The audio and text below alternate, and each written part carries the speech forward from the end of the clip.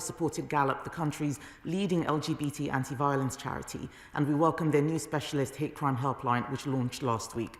To further ensure the safety of LGBT people in this country and around the world, the government is committed to ending conversion therapy and delivering an international conference. Another substantive question for you, Minister. Mr. Speaker, the government recognises that it is important that the tax system treats people fairly and consistently, whilst also raising revenue for public services. We provide tax-free welfare benefits for those who have extra costs associated with their disability, including disability living allowance, personal independence payment, and attendance allowance. We have also made available several VAT zero rates for the purchase of certain equipment and appliances designed solely for use by a disabled person, such as the VAT zero rate for the leasing of vehicles through the Motability scheme. Let's head up to Lincolnshire with Leah Nietzsche. Leah. Thank you, Mr. Speaker. I'm grateful for the Minister's reply. I've been contacted by a constituent who is visually impaired and needs expensive corrective glasses annually, on which she has to pay VAT. Does the Minister agree with me that it's not fair that the greater a person's sight disability, the greater their tax is paid? And will she agree to discuss with the Treasury that, as glasses are an essential item for my constituent, that they should not be taxed as a luxury? My honourable friend raises an important point. The government ensures that the supply of health and welfare services, including opticians and eye tests, are exempt from VAT. This ensures that VAT is not a barrier to accessing medical treatment. Moreover, in addition to the NHS complex lens vouchers, the government already offers support for individuals to help with the cost of glasses through NHS optical vouchers. Those eligible for help include children and those on certain income-related benefits, and the value varies from £39 to £215, depending on the level of the patient's prescriptions. However, I will write to my honourable friend with full details so that she can assist her constituent. We have a substantive question to Minister Quince. Thank you, Mr. Speaker. My colleagues and I at the DWP have frequent discussions with GEO ministers on a wide range of issues. Throughout this pandemic, this government has sought to protect jobs and incomes, spending billions on strengthening welfare support for those most in need. Our long-term ambition is to level up across the United Kingdom, helping people back into work as quickly as possible, based on the clear evidence around the importance of work in tackling poverty. Let's go to Greater Manchester with Andrew Gwynn. Andrew. Thank you. Child poverty is a stain on our nation and something I believe members from across the House should commit and work together to eradicate. The Minister will know that before the pandemic, child poverty was projected to increase to 5.2 million by 2022, a disastrous thing for those children and something that will significantly damage life opportunities. So what steps is he taking now to do everything possible to ensure this prediction does not come true? Well, I thank my honourable friend for his question. And as far as I'm concerned, Mr. Speaker, one child in poverty is one child too many. All evidence suggests that work is the best route out of poverty for families. And that is why we are supporting parents into work with our £30 billion plan for jobs and childcare offer. But we recognise that times are tough for so many at the moment, which is why we have boosted our welfare system by over £7 billion this year to support those facing the most financial disruption. Jessica Moore. Mr. Speaker, can I draw the Minister's attention to research by the Welsh gender equality charity Warateg, which shows that women are twice as likely to be key workers in Wales, that the effect of sector shutdowns, business closures and unemployment are falling disproportionately on women who are more likely to lose their jobs in the pandemic. Will the Minister study the report and will the Minister tell the House what practical steps the government is taking to help them? Lady for her question. The female employment rate is at 72% and the female unemployment rate is at 4.7%. This is an issue we take incredibly seriously, not least the Minister for Employment, who leads on this important work. I will, of course, study the report she references carefully, as will the Minister for Employment. We now come to topicals. I will call Secretary Liz Truss to make a statement on her responsibilities. Then I will call Karen McCarthy to ask a supplementary. Secretary Truss. Tomorrow is International Day of Women and Girls in Science. And as we build back better, we want to see a new generation of female tech and science entrepreneurs. Promoting STEM subjects amongst girls is vital to this. And since 2010, 31% more girls and 34% more women are studying these subjects at A-level and university respectively. And we're building on that programme with STEM ambassadors to encourage even more girls and women to come forward. The South West with Karen McCarthy. Karen McCarthy. Thank you, Mr. Speaker. Many disabled people are still in receipt of legacy benefits and their carers too, which means they're not getting the £20 uplift that universal credit claimants have been getting. Does the Minister agree that this is discriminatory and needs to be addressed? Well, Mr. Speaker, I thank the Honourable Lady for her question, and I appreciate that many people are facing financial disruption due to the pandemic, and this is why the government has put an unprecedented package of support in place. Legacy benefits were increased by 1.7% last year and will increase by 0.5% from April, in line with prices. Let's head to Rushcliffe with Ruth Edwards. Thank you, Mr. Speaker. Can I thank my honourable friend for all her hard work to combat violence against women and girls? And will she join me in encouraging everybody who's experienced violence or supported those who have to submit their views to the government's consultation on the next Violence Against Women and Girls strategy, which closes next week on the 19th of February? Minister Atkins. Minister Atkins. Well, thank you, Mr. Speaker. I would like to thank my honourable friend for promoting the government's call for evidence on tackling violence against women and girls.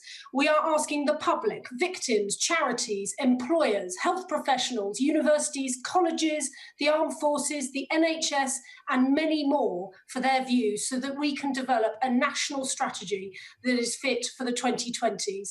This is the largest ever call for evidence on crimes that disproportionately affect women and girls, because we want to hear from all parts of society. And Mr. Speaker, I ask all honourable members to play their part and encourage their constituents to contribute to this vital call for evidence before it closes on the 19th of February.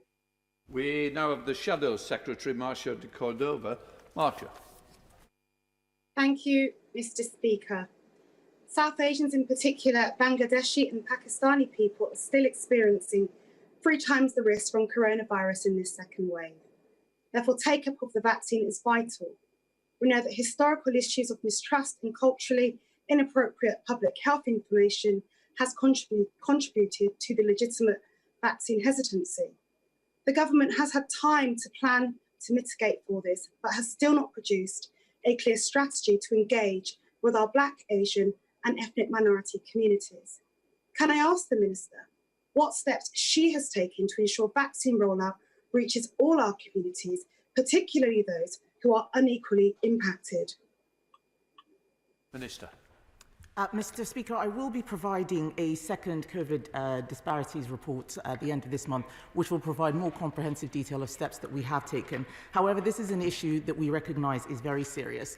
The disparities are changing for different groups. We have seen some progress, for instance, amongst Black groups. However, we do emphasise that vaccines are the best way to protect people from coronavirus. The Department of Health and the NHS are working closely with Black, Asian and minority ethnic communities to support those receiving a vaccine and help anyone who may have questions about the process. As part of this, we're working with faith and community leaders to give them advice and information about the universal benefits of vaccination and how their communities can get a vaccine. Now the second question from Marcia Cordell. Thank you, Mr. Speaker. The government has failed to consider the impact on equalities resulting from its responses to the pandemic. COVID mortality rates are twice as high in deprived areas, and the lowest paid are more than twice as likely to have lost their jobs. This is why the government has a legal duty, as set out in the Equality Act, to consider the effects of policies on inequality, whether ministers would agree or not. As the Minister for Women and Equality has yet to reply to my letter dated on the 14th of January, can she now say that she will work to ensure all government departments undertake and publish equality impact assessments on all its responses to this pandemic? Mr. Speaker, I completely reject the Honourable Lady's assertions. We do have a strategy, and one part of that strategy is to ensure that ethnic minorities are not stigmatised. The issues around coronavirus are complex. We have released information in various reports that show what the risk factors are, and we have also outlined a plan to address them. We have the final question from Mark Menzies up in Lancashire. Mark Menzies. Mr. Speaker, there is growing concern that an increasing number of women are becoming victims of online gambling addiction. with resulting financial and mental health issues. What steps is the government taking to truly understand the scale of the problem and to safeguard women from predatory recruitment tactics? Mr. Speaker, rates of problem gambling amongst women do remain very low, but we know how devastating its impacts can be. The Gambling Commission is looking at the way it collects data on gambling participation and problem gambling to make sure we have access to even more robust and regular data on the issue. The government is also reviewing the Gambling Act to make sure we have the right protections in place to make gambling safer for all. Right, thank you for that. We're now coming to Prime Minister's questions, where I'm going to be calling... Prime Minister, come on, let's be having you. Gurry Sambrook's waiting. Gurry Sambrook. Go on, sir.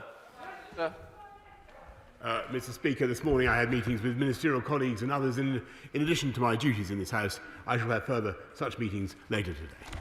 Gurry Sambrook. Thank you, Mr. Speaker. Over the last week, thousands of people across Franklin Great Park and South Northfield have done what's been asked of them to go and get a test because of a small number of South African variant cases in the constituency. Would the Prime Minister join me in thanking Dr Justin Varney and Councillor Simon Morrell and Birmingham City Council for everything they've done to be able to scale up mass testing across Franklin Great Park and encourage anyone who hasn't had a test so far to get one at one of the designated sites? Yes, indeed, Mr. Speaker. I thank my honourable friend for raising it, and I join him in thanking the NHS staff who are scaling up the surge testing in the way that he describes, and I encourage everybody in the area, and indeed throughout the country, to get a vaccine when you're asked to do so. Let's come to the Leader of the Opposition, Keir Starmer. Mr. Speaker, can I begin by thanking everybody involved in the vaccine rollout? We've now vaccinated, I think, 12.6 million people. We're on course to vaccinate the first 4 priority groups by the end of this week. That's a truly amazing achievement. Can the Prime Minister confirm today that the government will extend business rate relief beyond March 31st? I'm afraid, Mr. Speaker, I'm glad to hear him join in praise of the vaccine rollout, which is indeed, I think, a tribute to the NHS staff and the Army, the volunteers, and many, many others. And on his point about the extension of business rate relief, he knows that this government is committed to supporting businesses and people, livelihoods throughout the pandemic. That is what we will continue to do, but he should wait until the budget for the Chancellor to explain exactly what we're going to do. Mr. Speaker, I think that answer was that the Prime Minister can't give an answer yet. But hundreds of thousands of businesses are affected by this. And the trouble is, Mr. Speaker, that businesses don't work as slowly as the Prime Minister. They need an answer now. As the British Chamber of Commerce says, businesses simply can't wait until the March budget. Let me try another vitally important question for businesses and for millions of working people. Can the Prime Minister confirm today that the furlough scheme will be extended beyond April? Mr. Speaker, I think most people in this country are aware that we're going through a very serious pandemic in which rates of infection have been steadily brought down thanks to the efforts of the rich people. I think also members of this House are familiar with the notion that in just a few days we will be setting out a roadmap for the way out of this pandemic, a roadmap that I hope the Right Honourable Gentleman and his colleagues will support. Though the support, as we know, tends to be a transitory thing, Mr. Speaker. One week we have it, the next week we don't. But he won't have to contain himself for very long. Keir Starmer. Mr. Speaker, let me let the Prime Minister into a secret. He can take decisions for himself, and he doesn't need to leave everything to the 11th minute. If I were Prime Minister, I'd say to businesses, we'll support you now. We'll protect jobs now. Because the CBI, the Federation of Small Businesses, the Institute of Directors and the British Chamber of Commerce have all said the same thing. They all say, Prime Minister, they can't wait until the budget. The Prime Minister may disagree with me, but he's actually disagreeing with businesses. Why does the Prime Minister think he knows better than British business? Mr. Speaker, I think that most business people that I've talked to a great many in the last 12 months would agree that there is no government around the world that has done more to support business, wrapping our arms around business. And actually, I'm delighted to hear this enthusiasm for business from the Labour Party when they stood on a manifesto to destroy capitalism at the last election, and indeed to dismantle the very pharmaceutical industry, Mr. Speaker, that has provided the vaccines on which we now rely. Will he now repudiate that policy, Mr. Speaker? Yes, Starmer. Mr. Speaker, we all know what the Prime Minister once said he wanted to do to business. We on these benches would rather listen to businesses. So we've no decision on business rates, no decision on furlough. Let's try another crucial issue. And Prime Minister, no excuse for delaying this time, because this has to be decided before the March budget, and the Prime Minister doesn't need to check with the Chancellor. So will the Prime Minister now commit to extending the evictions ban on residential properties beyond February the 21st?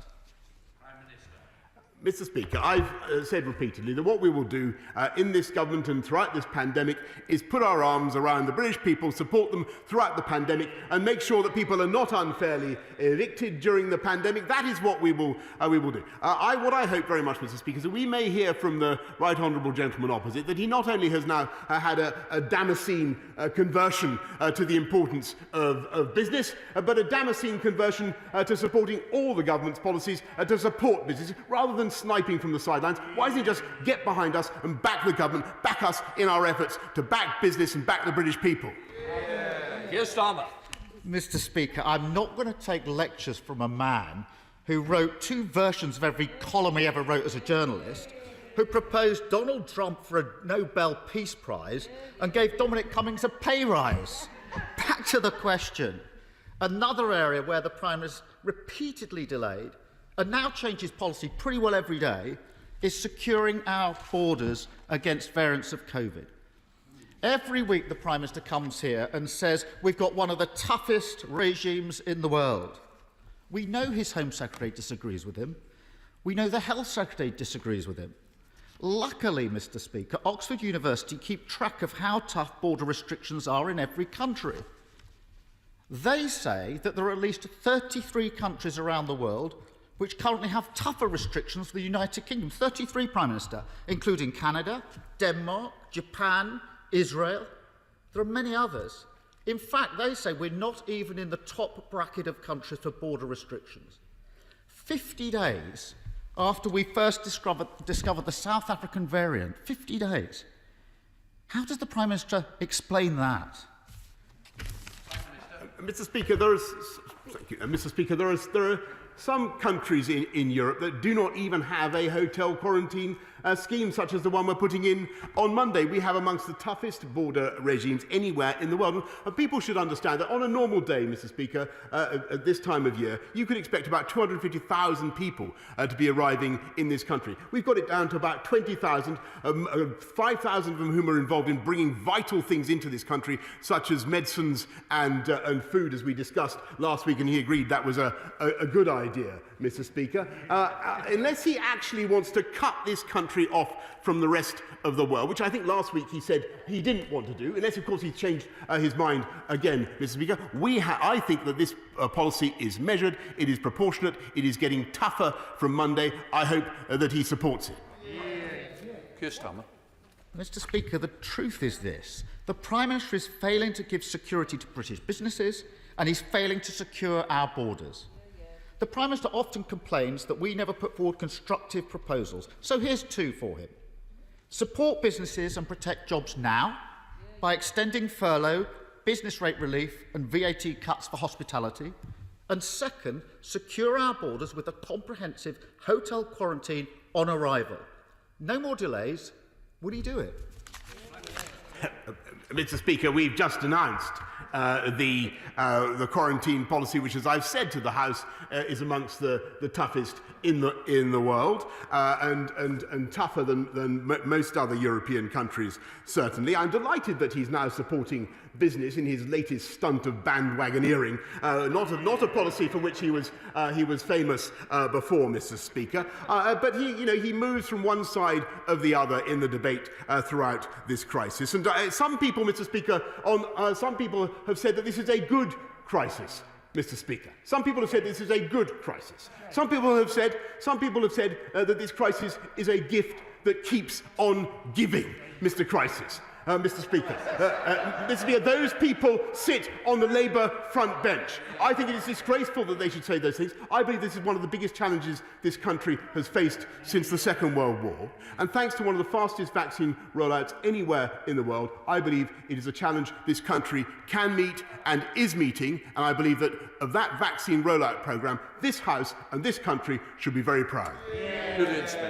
Speaker, can I thank the Prime Minister for the decisions he took last year that have meant that the vaccine programme is in such a good position this week. Despite that success, it is vital that that programme keeps pace with the changing variants. Can he update the House on where the UK stands on ensuring that the UK supply chain is in place and that we don't get behind as the virus mutates?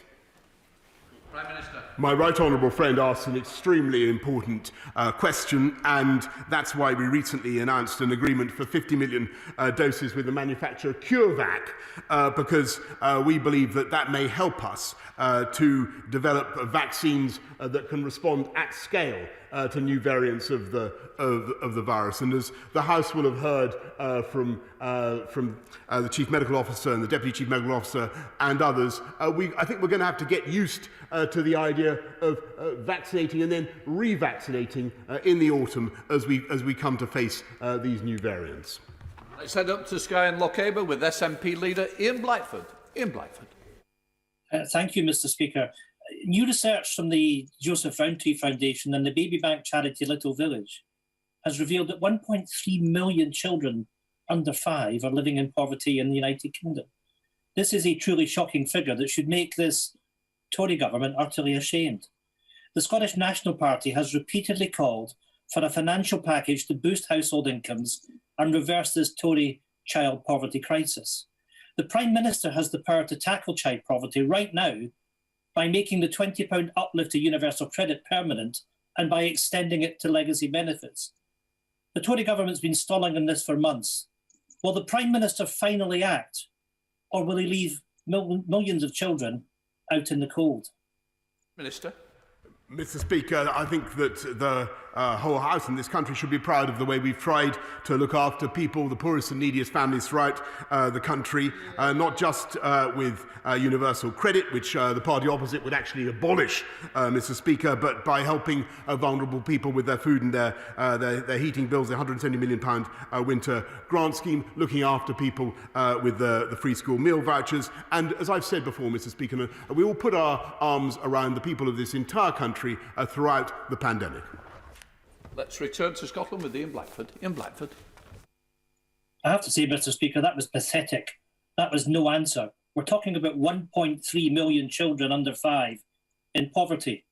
Let me quote, "She cried on her doorstep because I gave her nappies, wipes and winter clothes for her child. I went away with a lump in my throat." These are the words of Emily, a baby bank worker who's supporting families that the Tories have pushed into poverty through a decade of cuts. They don't need more empty words from a Prime Minister who simply doesn't care enough to act. Mr. Speaker, this morning a new report from Citizen Advice Scotland warned that Tory cuts could reduce the value of universal credit by as much as a quarter just when people need this money the most. Will the Prime Minister agree to meet with me and other opposition parties ahead of the budget for an urgent summit on tackling child poverty, or will he be yet another Tory Prime Minister who leaves a generation of children languishing in poverty? Mr. Speaker, I must say that I reject entirely what the Right Honourable Gentleman has just said, because I don't believe that any government could have done more to help the people of this country throughout this pandemic, and we will continue to do so. And yes, of course, we bitterly lament and reject the poverty that some families unquestionably suffer. And it is tragic that too many families have had a very, very tough time during this pandemic. But we will continue to support them in all the ways that we have set up. And I may say to the Right Honourable Gentleman, there is a profound philosophical difference between him and me. because the Scottish Nationalist Party is morphing into ever more a left-wing party that believes fundamentally. There you go, Mr. Speaker. That believes fundamentally that it is the duty of the taxpayer to pay for more and more and more. We want to get people into jobs, Mr. Speaker, and it's getting and it is in that respect that the Scottish Nationalist Party is, I'm afraid, failing their... Well, Prime Minister, we both know that you're only teasing him and we're trying to wind up the leader of the SNP. Please, let's drop it. Let's move on because Lee Anderson is waiting for you. Lee Anderson. Thank you, Mr. Speaker. A new Freeport for the East Midlands will create over 60,000 new jobs and provide a massive boost for employers such as Cornton Engineering and Abacus in Ashfield.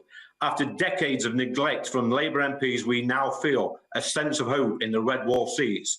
My mum and dad voted Conservative for the first time at the last general election and were touched when the Prime Minister acknowledged their votes were lent. Could my right honourable friend, the Prime Minister, please reassure my mum and dad, my friend, my family and all my constituents that our area will never be let down again? Prime Minister. Absolutely, Mr. Speaker, and I thank my honourable friend for everything he's doing for Ashfield, and he and I have had enjoyable times campaigning for the people of Ashfield, and we'll continue to do so. And I can tell Paul and Jenny that our commitment to levelling up is absolutely rock solid throughout this country. I said to marry on it with Liz Saville-Roberts. Liz Saville-Roberts. Diolch yn fawr iawn, Lefarydd. We've just heard the government claims to have a levelling up agenda, underpinned by a research and development roadmap. The trouble is, the Tories' track record on this isn't good. In fact, it's abysmal. Wales receives the lowest R&D spend per person of the four nations, at around 40% of spend per head in England. And Westminster's obsession with the golden triangle of Oxford, Cambridge and London shows no sign of abating. Will he now commit to a fairer, devolved R&D funding settlement to the Senedd? Or is he content for Westminster's roadmap to be Wales's road to nowhere? Prime Minister. Mr. Speaker, I'm afraid I think she's doing Wales down, and the people of Wales down, and the ingenuity of Wales down, because I think about a quarter of the airline passengers in the world are borne aloft on wings made by the Welsh aerospace sector, Mr. Speaker. Bridgend is going to be one of the great centres of battery manufacturing in this country, if not the world. Wales is at the cutting edge of technology under this government's plans for a record spending on R&D, £22 billion by the end of this Parliament. Wales, along with the whole of the rest of the UK, will benefit massively. I said to Cheshire with Dr. Kieran Mullen. Dr. Kieran Mullen. Thank you, Mr. Speaker. The UK has fallen behind Europe in untapping the potential of geothermal heat and energy in places like Crewe. Will the Prime Minister meet with me to discuss how we can ensure geothermal better with a... I thank my honourable friend for the excellent point he makes about Crewe and the way it's of deep geothermal energy exploration, and very happy to what we can do to further geothermal energy in Crewe, Durry permitting, Mr. Speaker. Let's wander up to Bolton with Yasmin Qureshi. Yasmin. Mr. Speaker, this government said that no council would be suffering as a result of the pandemic. And the Chancellor said that he would do everything, whatever it takes to help them.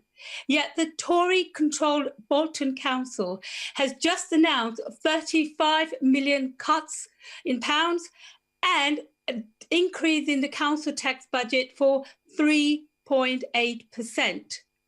Can the Prime Minister assure my constituents and my town that that money will be given to them, or will this join a long list of Tory failed promises?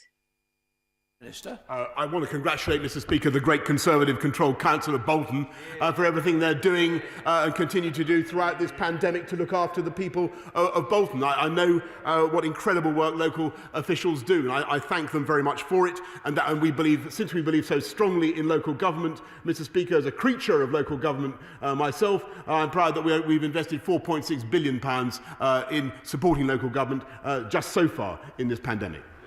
Sajid Javid. Mr. Speaker, from rainforests to coral reefs, the world's ecosystems are at risk of catastrophic decline. That was the conclusion of the Dasgupta review last week, which my right honourable friend rightly welcomed. This threat to our biodiversity is not just a moral failure, it is economically short-sighted too. When I asked Professor Dasgupta to carry out this work, he told me that it would not be complete until after the UK had hosted the COP26 summit.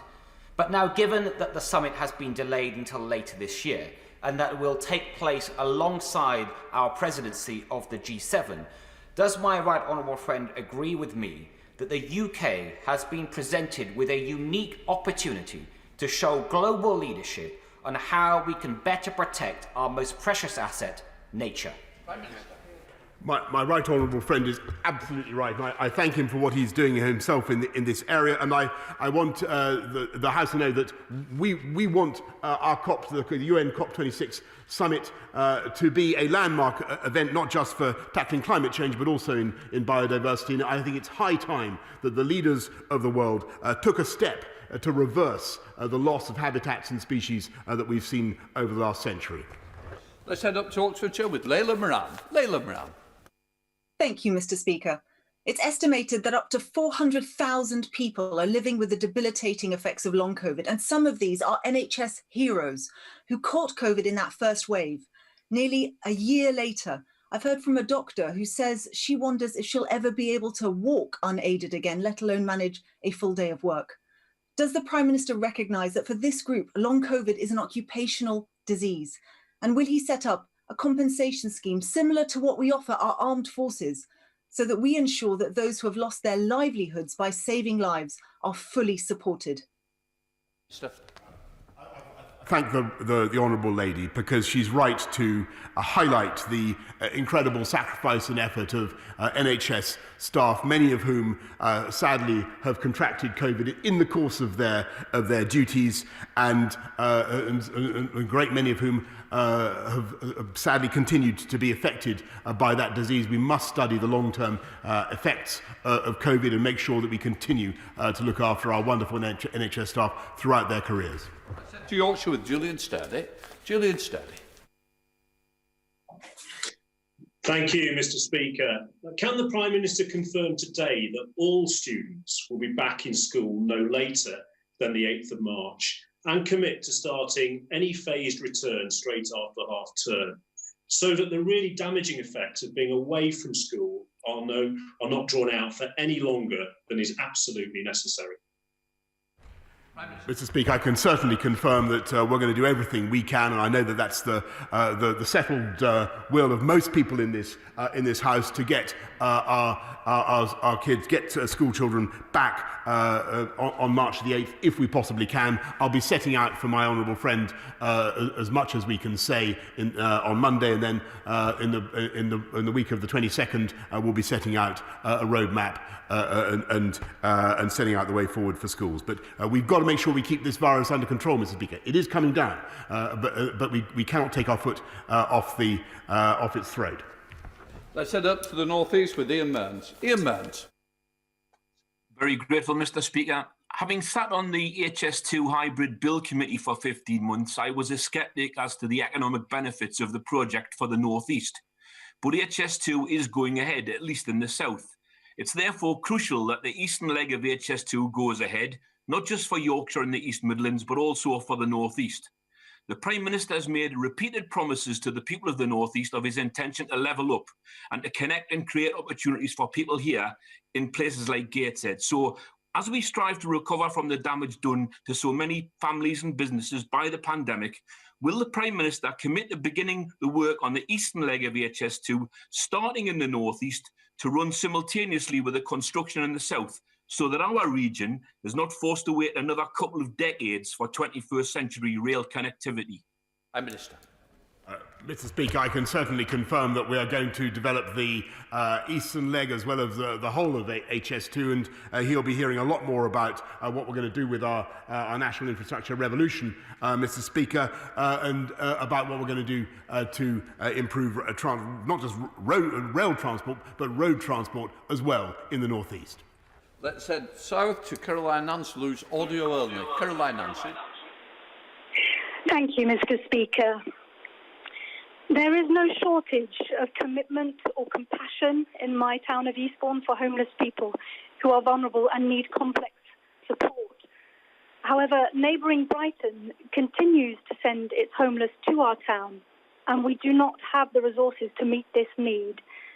3 homeless people have died, and I believe there will be inquests. Brighton is not engaging with Eastbourne's council in any meaningful way, and a further 51 placements have been made in recent weeks. Will my right honourable friend join with me in urging immediate engagement from Brighton and Hove council leaders on this as a matter of urgency? Yes, indeed, Mr. Speaker, and I thank Brighton Council and for cooperating with Eastbourne Council in getting this done. There must be cooperation.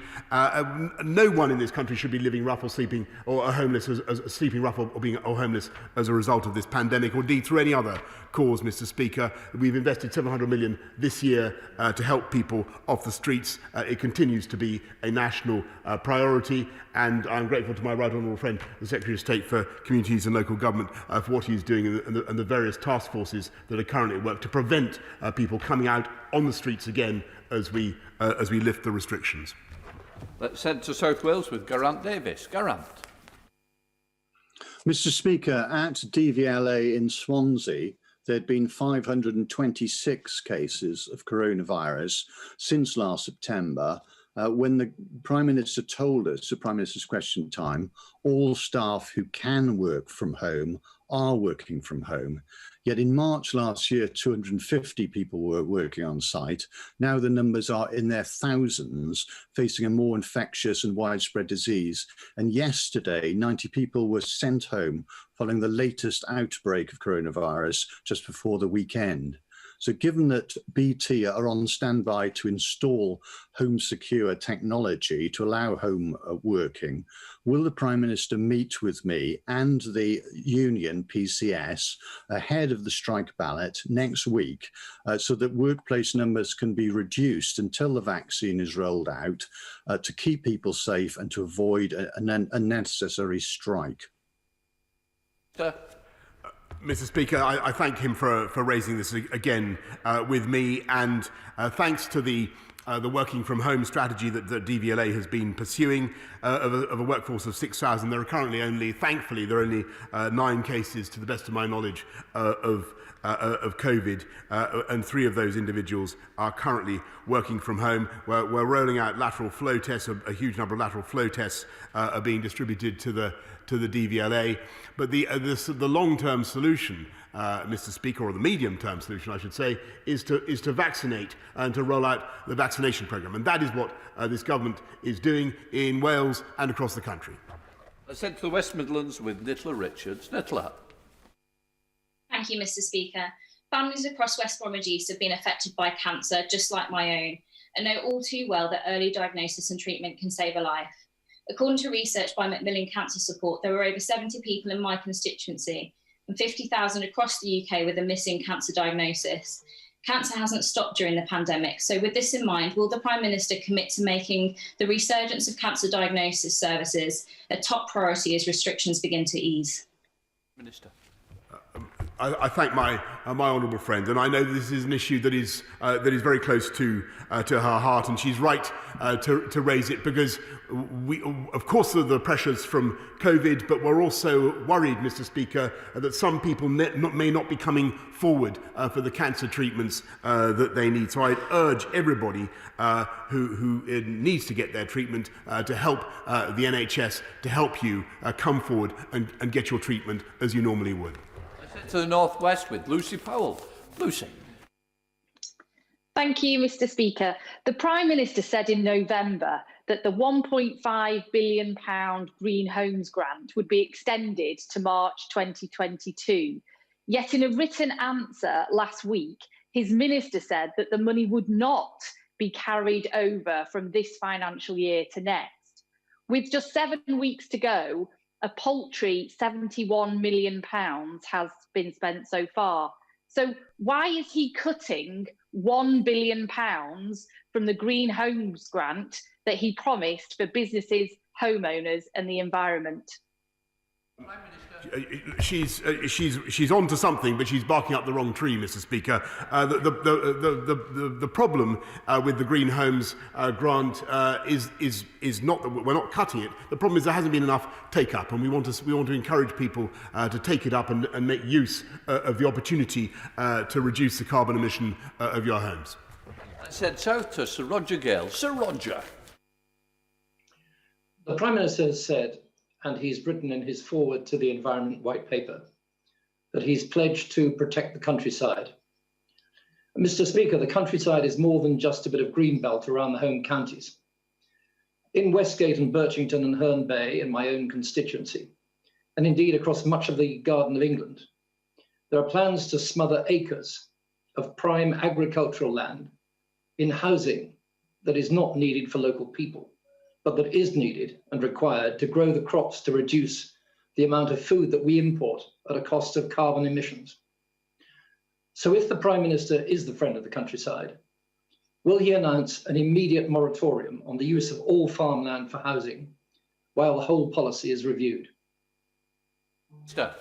Mr. Speaker, I think I just heard the honourable gentleman say that he wants an immediate moratorium on the construction of all housing. Maybe I misunderstood. I don't think that to be realistic. But what I can certainly tell him is that we will take very seriously the points he makes. I know that my right honourable friend, the Secretary of State for Communities and Local Government, has met him and will be glad to meet him again to discuss the subject he raises. But this government's commitment to nature and to the countryside is unmatched. We've just consecrated 30% of our land surface, Mr. Speaker, to nature. Let's head up to Airdrie with Neil Gray. Neil Gray. Thank you, Mr. Speaker. I had a meeting recently with the PCS about public sector pay and heard from constituents in Shotts and Calderbank who work for UK government departments. Both are struggling to cover over a real terms pay cut over decades. One has had to take partial early retirement so the lump sum could keep him going. What will the Prime Minister say to the Chancellor to convince him of the need to properly reward all those who have been on the front line during the COVID pandemic and at the very least follow the Scottish Government's lead in fully funding a rise in public sector pay? Prime Minister. Mr. Speaker, we have seen above inflation increases in public sector pay, and that is quite right. And we support particularly increases in investment in our NHS, and you'll know the package that we put in place for nurses. But the single best thing that we can do is support the living wage, which this government introduced and which this government introduced and which we have now increased by record amounts 2 years in a row. And I see the Scottish Nationalist Party, forgive me, Mr. Speaker, the National, I don't know whether they're nationalists or not, perhaps they could clear it up, whether they think, maybe, are they... It's up earlier for you. Are they a national party without being nationalists? It's an interesting semantic point, Mr. Speaker.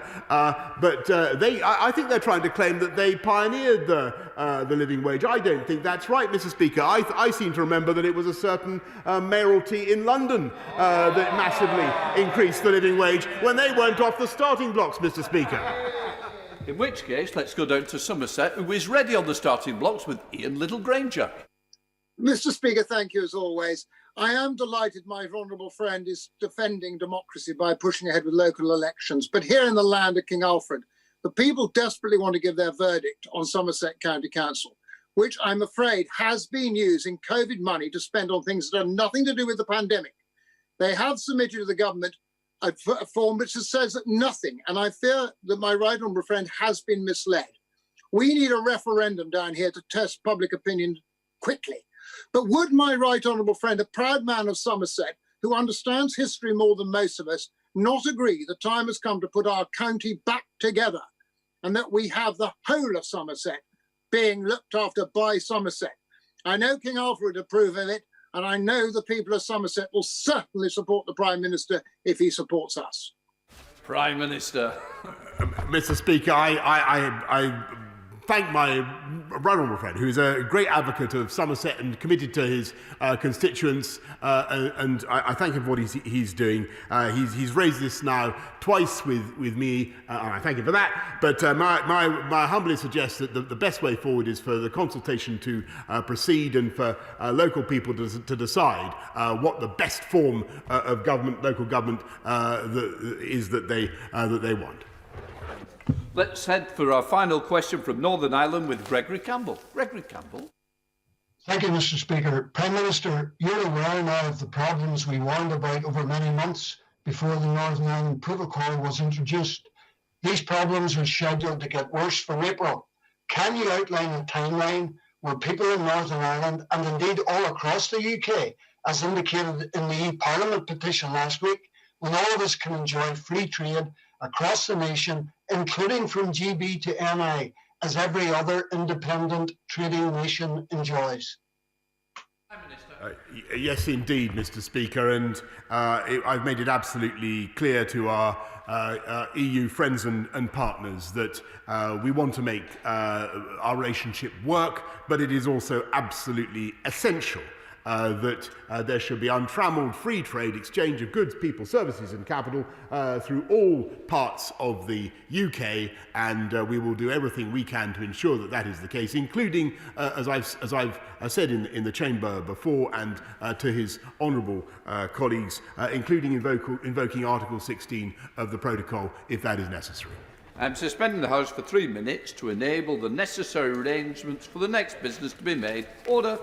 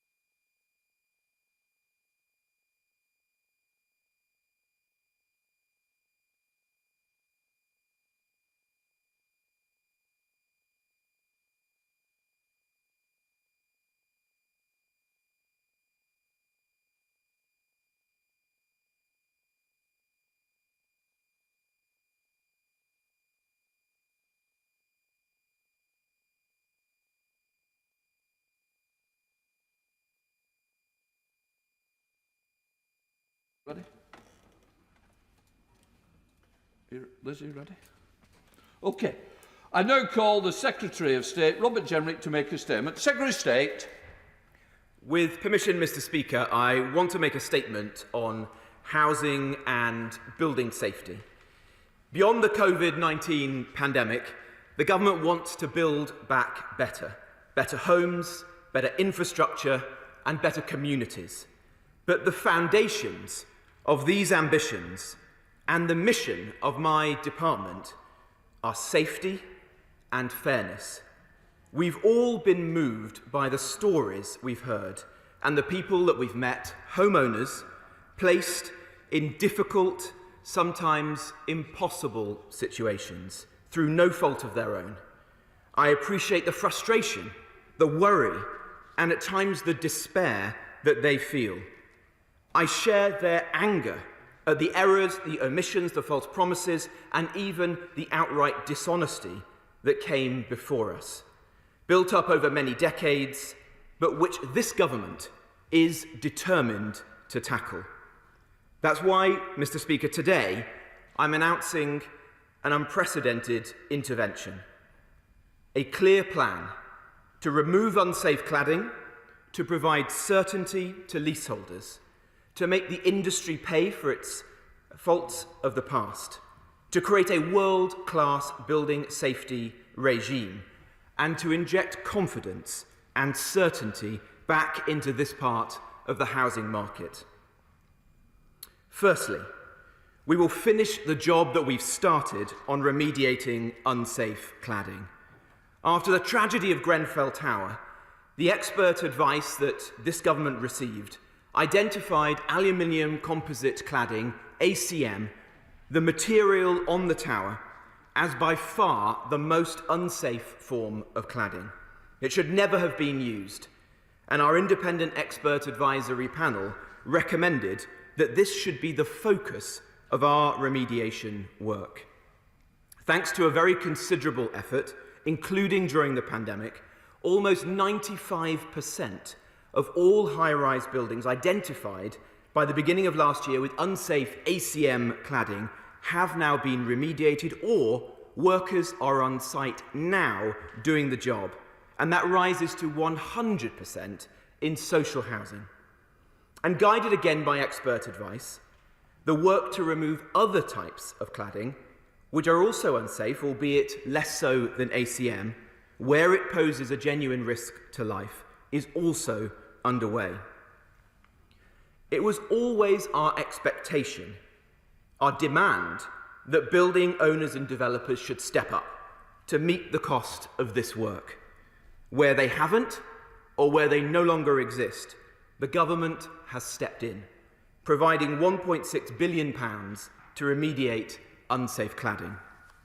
However, it's clear that without further government intervention, many building owners will simply seek to pass these potentially very significant costs on to leaseholders, as this is often the legal position in the leases that they signed. That would risk punishing those who've worked hard, who've bought their own home, but through no fault of their own have found themselves caught in an absolutely invidious situation. Importantly, it also risks slowing down the critical works to make these homes safer. I am therefore today making an exceptional intervention on behalf of the government and providing certainty that leaseholders in high-rise residential buildings will face no cost for cladding remediation works. We will make further funding available to pay for the removal and replacement of unsafe cladding for all leaseholders in high-rise residential buildings of 18 metres and above, or above 6 stories in England. We continue to take a safety-led approach, and this funding will focus on the higher-rise buildings where the independent expert advisory panel tells us, time and again, the overwhelming majority of the safety risk lies, in line with the existing Building Safety Fund and the anticipated scope of the new Building Safety Regulator that we're establishing and will shortly be legislating for. This will ensure that we end the cladding scandal in a way that is fair and generous to leaseholders. Secondly, for lower and medium-rise blocks of flats, the risks are significantly lower, and the remediation of cladding is less likely to be needed. In many cases, it will not be needed at all. But where it is, costs can still be significant for leaseholders, which is why I'm announcing today that the government will develop a long-term scheme to protect leaseholders in this situation with financial support for cladding remediation on buildings between 4 and 6 stories.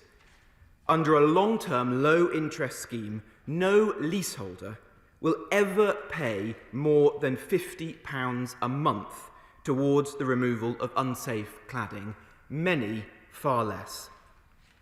Taken together, this means the government is providing more than £5 billion, including a further £3.5 billion announced today, plus the significant cost of the very generous financing scheme, which will run for many years to come, to ensure all leaseholders in medium and high-rise blocks face no costs or very low costs if cladding remediation is needed.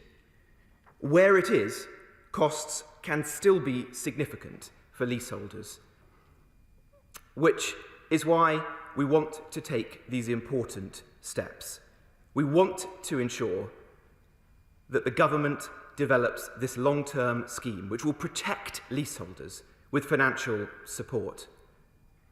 Taken together, this means that the government helps leaseholders to move forwards with greater certainty and more confidence about the future.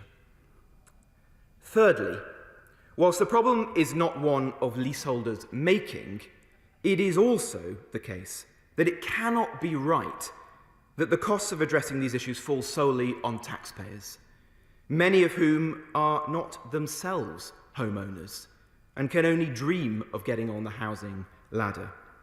The government has always expected the industry to contribute towards these costs, and some have done so. Today, I'm announcing that we will introduce a Gateway to Developer Levy that will be implemented through the forthcoming Building Safety Bill.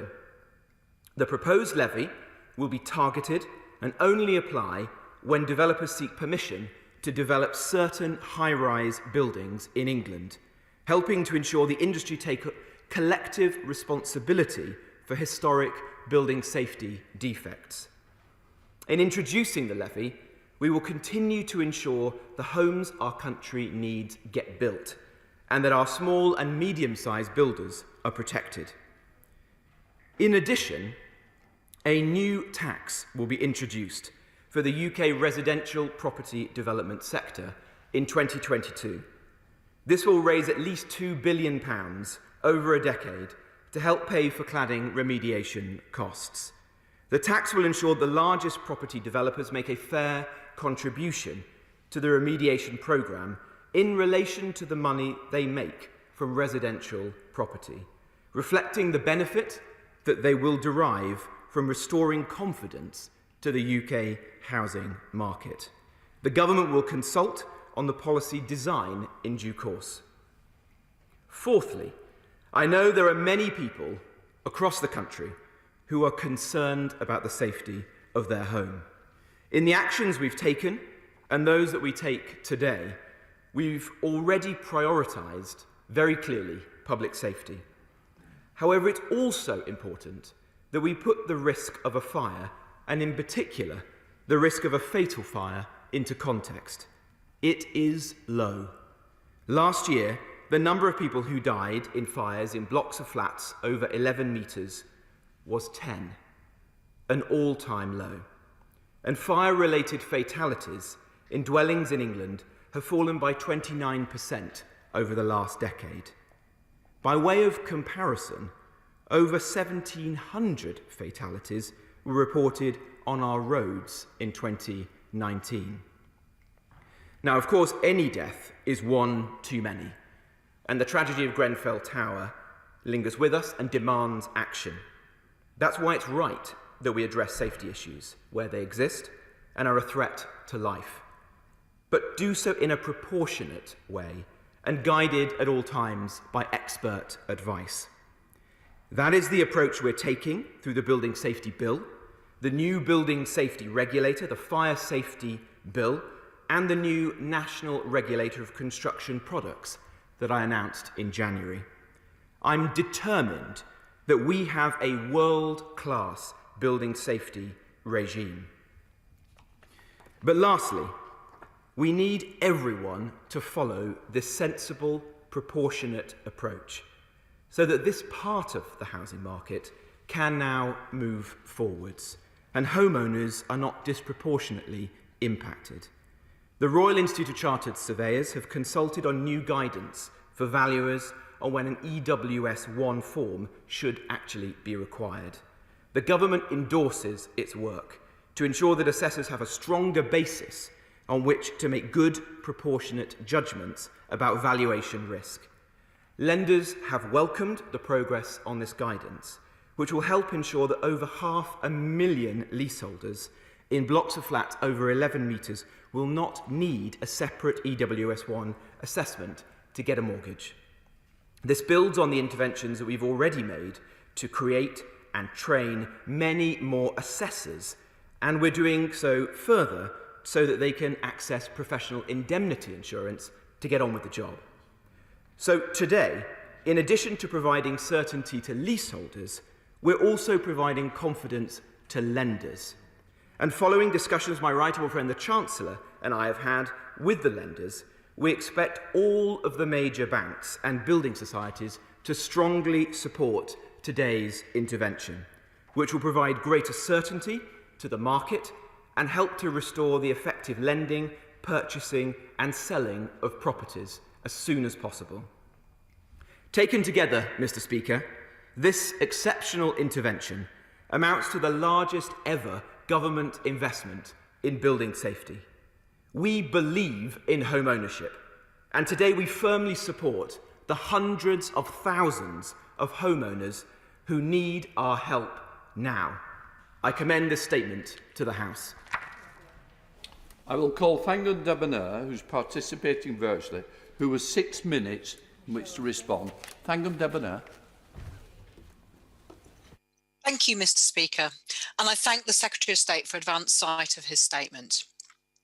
Buying your first home should be a dream come true, but for many it's now been a nightmare for years. As a result of government choices, 3.5 years on from the Grenfell tragedy in which 72 people lost their lives, hundreds of thousands of people are still trapped in unsafe homes, many more unable to move. And today's announcement is too late for too many. It's a repeat of undelivered promises and backtracks on the key one that leaseholders should have no costs to pay. The Chancellor said last March, all unsafe combustible cladding will be removed from every private and social residential building above 18 metres high, but that has not happened. Buildings haven't been able to access the fund, and £9 out of 10 is still sitting where it was. At every stage, the government underestimated the problem and delays caused it to grow. They still don't know how many buildings are unsafe, where they are, or what danger they pose. And until we have answers to those basic questions, government will continue to make mistakes, offering piecemeal solutions that then have to be updated when they don't deliver. So I ask, can the Secretary of State guarantee the funding will cover all buildings over 18 metres? What will the consequential be for the devolved administrations, including Wales? We can't have a repeat of the first come, first served free-for-all, where the most dangerous blocks risk being fixed last. So will the government set up an independent task force, as Labour has asked for, to prioritise buildings according to risk, have powers to get the funds out of the door and to be able to go after the building owners who fail to get on with the work? Government ministers have now promised 17 times that leaseholders will not bear the cost of fixing a problem they didn't cause.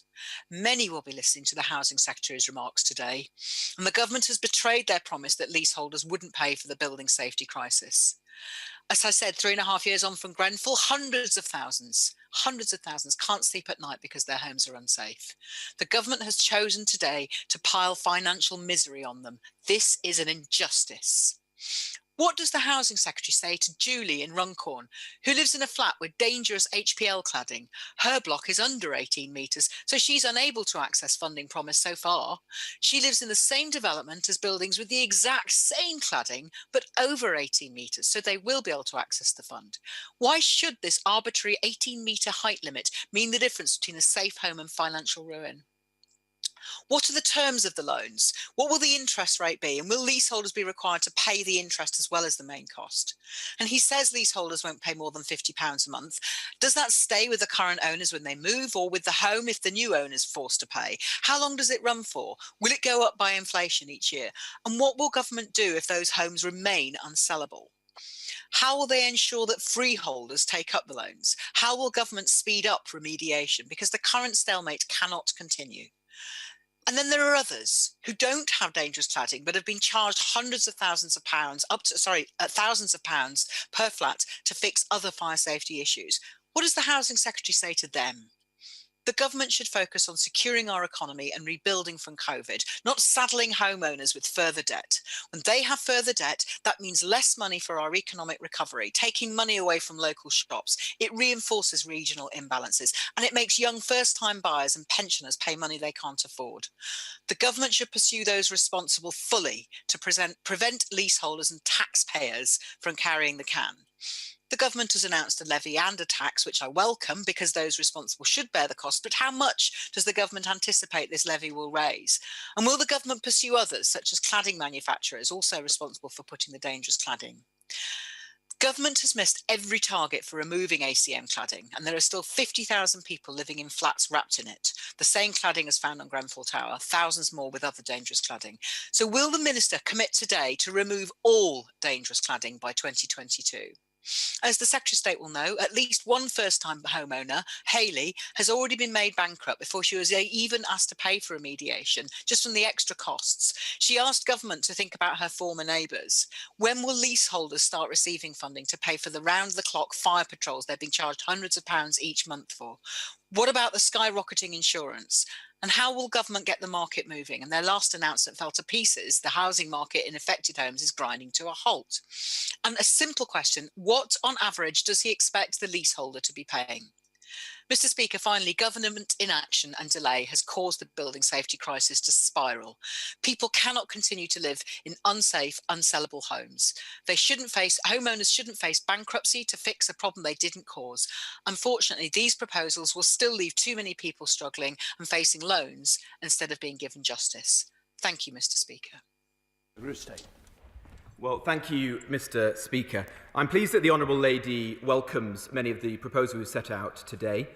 This is an unprecedented intervention, and it's one of the most generous, if not the most generous of its kind, anywhere in the world. She asks, importantly, why have we focused on high-rise buildings? Because that is time and again where all the independent expert advice leads us. We must make these judgments on the basis of expert advice. With the greatest respect to the Honourable Lady, I think we need to follow the expert advisors, not her own instincts. We're focusing on the buildings over 18 metres where the work needs to get done, and in those buildings, we're ensuring that the leaseholder never pays. We want the building owners to step up and meet the cost, but where that's not possible, and in many cases, I'm afraid it isn't, because the building owners are no longer around. In those situations, the taxpayer will step in and meet the cost with the advantage of the levy and the tax to come to help recoup the costs. That must be the right approach. She asks whether enough progress has been made. Well, actually, we've ended 2020 with 95% of buildings over 18 metres with the most dangerous form of cladding, ACM cladding, either having been remediated or the workers are on site doing the job. And that's 100% of the buildings in the social sector. And that's a huge step forward. And I pay tribute to everyone who's been part of that over the course of the year, including keeping the works going during the pandemic, which many politicians, I have to say, including Labour politicians, asked us not to do. That was the wrong judgment, but we kept those works going. For lower-rise buildings, those of 4 to 6 stories, then we're bringing into play this important new financing scheme. And that means that those leaseholders who have, at the moment, impossible costs, providing great worry and strain, will now be able to have the reassurance that those costs are turned into manageable ones, and they will never need to pay more than £50 a month, and many will pay far less, and only where the cladding really does need to come off to make sure that the building is safe. That will provide peace of mind to hundreds of thousands of leaseholders, and I think can be seen as a generous, affordable way forward for the taxpayer. You have to remember that when the Prime Minister and I came to office 18 months ago, there was only £200 million of government money available to support leaseholders in this situation. And that in itself was the result of incredibly hard work by my predecessor, the Right Honourable Member for Bexley and Sidcup.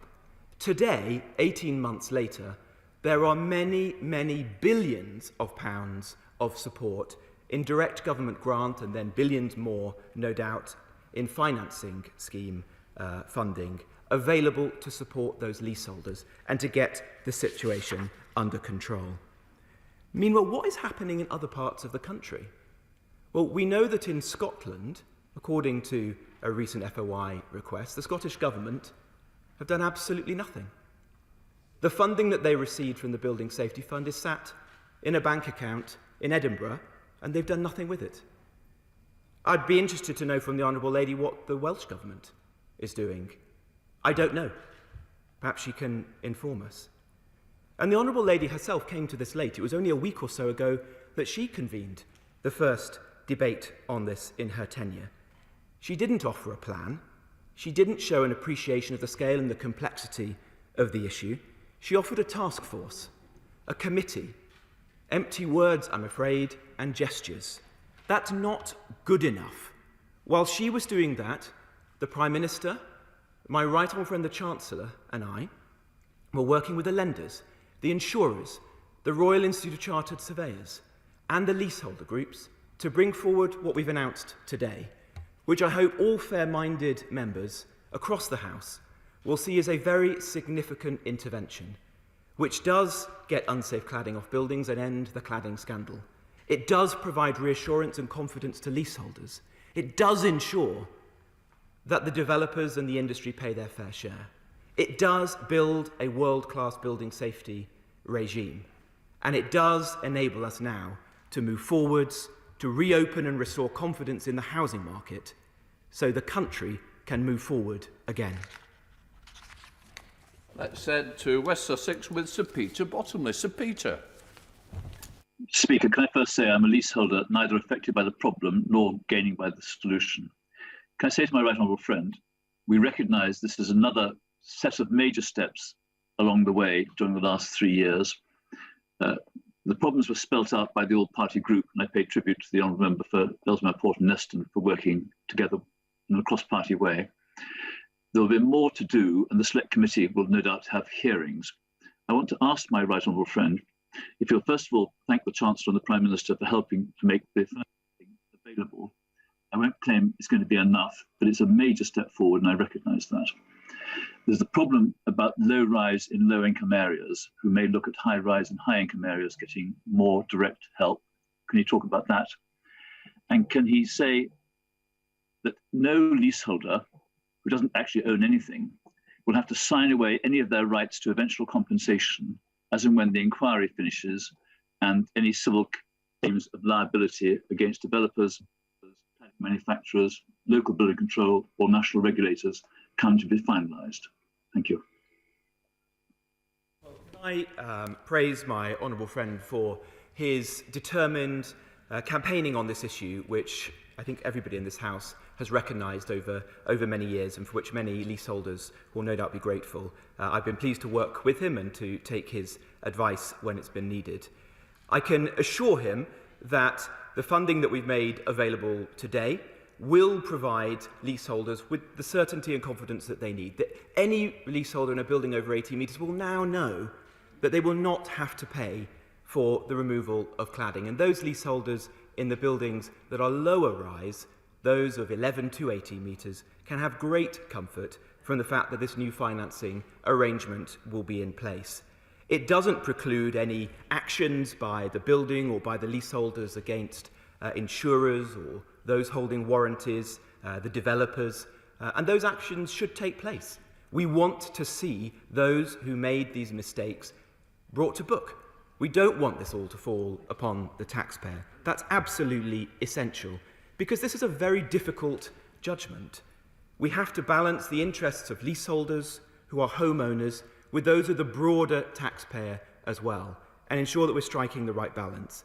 I think we've done that today, and I hope this is a major step forward in the battle against this issue. I now head to SNP spokesperson Patricia Gibson, who's participating virtually with 3 minutes. Patricia Gibson. Thank you, Mr. Speaker.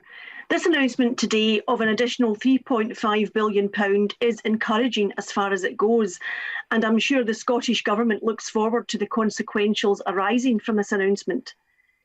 And what the Secretary of State has said today will offer some relief to homeowners affected by cladding issues, many of whom are already struggling with bills and simply don't feel able to take on more debt, as their dream homes have become a nightmare with mortgage ratings of 0 due to unsafe cladding. The consequences, as he knows, have been far-reaching for those caught up in this scandal, with homes currently worth nothing, which cannot be sold and which residents feel unsafe. I very much welcome the responsibility for cladding being borne, in part at least, by the larger players in the industry, but more details as to how that works is needed. However, despite what the Secretary of State has said, that no leaseholder will ever pay more than £50 per month in paying back loans to remove this cladding, I'm sure he will understand this will still be disappointing for many, since through no fault of their own, they are still facing additional costs after buying their homes in good faith and face debt which they don't want and which will impact on household incomes during these difficult times. Much more detail on exactly how these low interest loans will work is needed. But can the Secretary of State confirm that there will be an upper limit to these additional costs for leaseholders, or is the £50 cap only a monthly cap? He will appreciate that this matters because building work so often overruns. And what time frame within which does he expect this remediation work to be completed? Well, I'm grateful to the Honourable Lady for welcoming much of the substance of the announcement today. I would draw her back to the remarks I made earlier, which is that, to the best of my knowledge, the Scottish Government have made no use at all of the funding they've been provided through the existing Building Safety Fund. And so I think important questions now need to be answered by her government in Scotland as to what is actually happening there.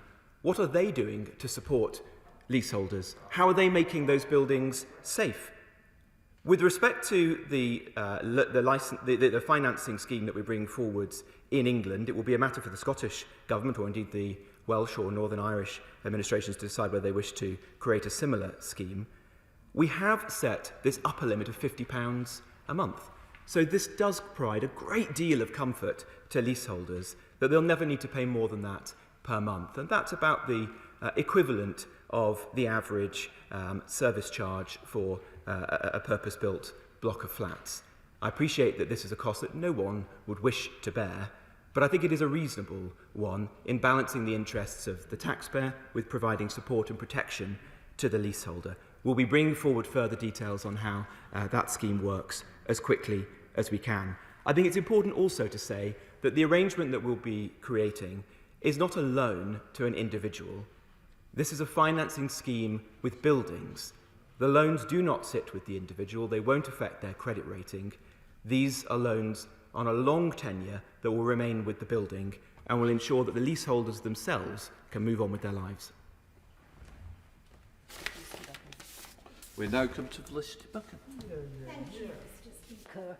First of all, I would like to thank the Secretary of State for working so closely with me on cladding issues over the course of the last 15 months. I have been calling for a substantial and comprehensive package for cladding remediation. So I warmly welcome this announcement, which very importantly allows funds to be deployed very quickly and does not require task forces or legislation. Now, I have called for a package of £5 to £10 billion, very quickly trying to tot up all of the numbers as you went through the details. I think this could be approaching certainly the middle, if not the upper end of that range. Can my right honourable friend confirm that and also assure me that money will be deployed as quickly as possible? Thank you. Well, can I praise my honourable friend, who has been a fantastic Member of Parliament for Kensington since she was elected, and has raised this and other issues arising out of the Grenfell tragedy almost every week with me. In fact, we do meet every week to discuss these issues. She's right to say there's a very substantial intervention. We've already made £1.6 billion available, and we estimate that it will require another £3.5 billion to complete the remediation of unsafe cladding on buildings over 18 metres and to make good on the promise that we've made today to those leaseholders. In addition to that, we'll be bringing forward the financing scheme, and as I've said, the details of that will be published shortly, but it is a very generous scheme, and there is a significant cost to the taxpayer of ensuring the £50 cap gives that added level of protection and reassurance to leaseholders. So the total intervention that we're making today is, as she says, one of many, many billions of pounds. That's a difficult judgment, which the Prime Minister and the Chancellor have made with me, but we do believe this is a fair and generous settlement to help everybody move forwards. We now head to the Chair of the Select Committee, Clive Betts in Sheffield. Clive. Thank you, Mr. Speaker. On behalf of the Select Committee, could I thank the Secretary of State for his statement and welcome it as far as it goes, because in terms of the Select Committee recommendations, it does, of course, only go so far. So I'd like to invite the Secretary of State to come back to the Select Committee to discuss this issue in more detail shortly after the recess. Immediately, will he confirm that as a result of the loan scheme, no leaseholder will be placed in negative equity? Secondly, in terms of the additional costs, non-cladding costs to deal with building safety, has he done any assessment of the impact of those costs, the total amount of those costs that will fall on leaseholders? And finally, will he confirm that there is no help in this statement for councils and housing associations, and as a result, to carry out essential safety work, they're going to have to put up rents, cut maintenance, or cut the number of affordable homes they can build? Well, can I thank the honourable gentleman and the members of the Select Committee for their expert advice on this issue over a number of years, and to me personally as Secretary of State. Of course, I'd be delighted to come before his committee and discuss this further in the near future. When he says that this doesn't go as far as he would have liked, I appreciate that sentiment, and no doubt there will be leaseholders watching today who would wish us to go even further. But this is a very significant intervention. We do have to keep coming back to that. English property rights, very broadly speaking, are based on caveat emptor, buyer beware, and the contents of the leases, the contracts, the warranties, the insurance policies that we as homeowners sign. What we're doing today is stepping in a way that governments haven't done in the past, that they haven't done when people's homes have been flooded or subject to subsidence or other unforeseen and incredibly difficult and challenging issues. We've chosen to do this because we have immense sympathy for the leaseholders affected, and as a matter of basic public safety, we have to get this unsafe materials off buildings as quickly as possible. And so I think this is the right judgment and the right balance to be struck between the interests of the leaseholder and those of the broader taxpayer. But I'd be delighted to come before his committee and discuss this in more detail soon. Let's head to Burton with Kate Griffiths. Kate Griffiths. Thank you, Mr. Speaker. I welcome the measures that my right honourable friend has set out today, but can I urge him to review the long-term issues here? Profitability should not come before safety. Will my right honourable friend look into the issues that I hear about regularly of new build properties not being built to high enough standards, leaving homeowners spending months chasing developers to come back and fix problems with their homes. I entirely agree with the Honourable Lady. We all believe in home ownership. We want to get more people onto the housing ladder, and we know that owning a home of your own is one of the most special achievements in life. But we also know that in recent years, some of our developers, and some of our most prominent ones too, have built homes which are to a poor standard. They have admitted it in some cases. And we need to make sure that that's corrected so that the quality of homes in this country is high and that members of the public can have confidence making that life-changing investment. It cannot be right that buying a home affords you less protection than buying a mobile phone or many other things we do in our daily lives. We want to see a major change in the culture of the industry so that homeowners get the product, the brilliant, beautiful, high-quality home that they deserve. We've set up a new homes ombudsman, and that's going to be passed into law as part of the Building Safety Regulator. And the new regulatory regime, which is already in existence in shadow form, will be put into permanent form through the passing of that bill. For higher-rise buildings, those over 18 metres, that will create a very strict, world-class regulatory regime. Let's head to West Ham with Lynn Brown. Lynn Brown. Agree with everything the Honourable Member for Bristol West said, with knobs on. My constituents won't be reassured by what they've heard. Loans for leaseholders still ain't off the table. He's avoided talking about non-cladding costs, and there's still no guarantee my constituents won't be left with large associated bills for problems they didn't create. And a number of institutions are frankly profiteering from this crisis, including parts of the insurance industry and others. Eye-watering premiums. Why are we still waiting for this Secretary of State to get a grip on this crisis? Well, I'm disappointed by the tone of the Honourable Lady's remarks. She has actually followed this issue very closely and has fought for her constituents, and I praise her, recognise her for that hard work. But this government has done a huge amount, and I entirely reject her accusations. We have brought forward the public inquiry. We've planned and are now legislating for a new building safety regulator, a world-class regulatory regime. We've brought in people to ensure that the unsafe cladding on ACM-clad high-rise buildings is remediated, and that work has progressed a great deal over the course of the year. As I said earlier, many Labour politicians, including the Mayor of London, opposed that initially at the height of the pandemic. So we've done a great deal, but there's more to be done. I don't know what her proposition is with respect to other materials beyond cladding. All the expert opinion says focus on cladding. That is the primary risk here. That is the focus that government should have. I will keep following expert advice.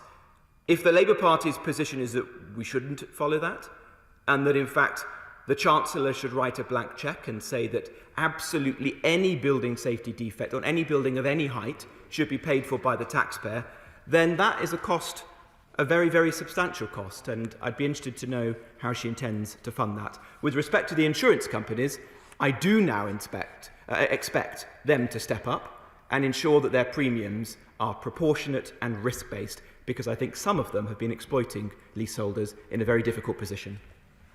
Right, let's head to the West Midlands with Sean Bailey. Sean Bailey. Thank you, Mr. Speaker. And can I start by welcoming my right honourable friend's statement today? It was clearly the right one. But can I ask my right honourable friend, he touched on it in one of his responses earlier, clearly what leaseholders are ultimately going to care about is making sure this remediation is done. So can I ask him what work he is undertaking with SMEs, particularly, for example, like Baylis Roof and Cladding in Tipton, to ensure that they can actually get this work done and leaseholders can finally be freed of this dangerous cladding and the impact that it has on their status as homeowners? Well, the approach that I took when I became Secretary of State was to set a target for us that we would either remediate all buildings or get the workers on site by the end of last year. And as I say, with a few exceptions, largely because of the COVID-19 pandemic, we achieved that.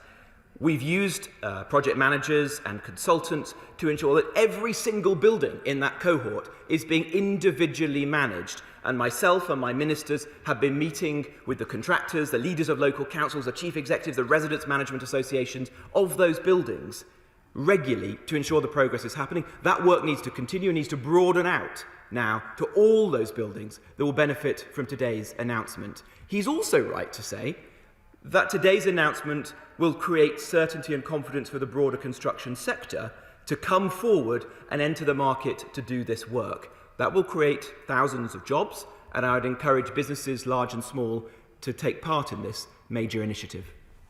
Head up to Bedfordshire with Rachel Hopkins. Rachel Hopkins. Thank you, Mr. Speaker. I'm pleased the Secretary of State wants to tackle rising insurance premiums, but I've also spoken to many leaseholders in my constituency of Luton South who have faced additional costs around other interim safety measures such as Waking Watch, and also in fixing other fire safety issues, which the Secretary of State seemed to push back on. These joined up financial pressures are pushing many leaseholders near to bankruptcy. So what is the government doing to help bring down these costs? Well, we are working with the insurance sector, and I think they do now need to take a more proportionate risk-based approach. Some of the examples, they might be outliers, but the examples I've heard of insurance premiums rising by 1,000% are completely out of kilter with the statistics that I gave earlier, that only 10 people last year tragically died in buildings over 11 metres, and only 41 people died in any house fire in this country at all. With respect to Waking Watch, I think that is a very challenging issue, but we have brought forward our £30 million fund to replace Waking Watches with high-quality, effective fire alarm systems. That fund is now open, and I'd encourage any building, perhaps including the one in the Honourable Lady's constituency, to apply for it, get the fire alarm installed, and then hopefully reduce those costs quickly. Let's drop in on Sir David Avenant. Sir David. Thank you, Mr. Speaker. I welcome my right honourable friend's statement and know there will be many people in my constituency and across the country who will be relieved that the government is taking further action on this issue of unsafe cladding. Does he agree with me that speed is of the essence, and could he confirm that the additional financial remediation will help relieve the worry and will remove unfair and unfounded costs on leaseholders to deal with the removal of unsafe cladding? I certainly can, and I thank the Honourable Jen, my right honourable friend, for the work that he's done on behalf of his constituents. I know we've corresponded on this subject many times.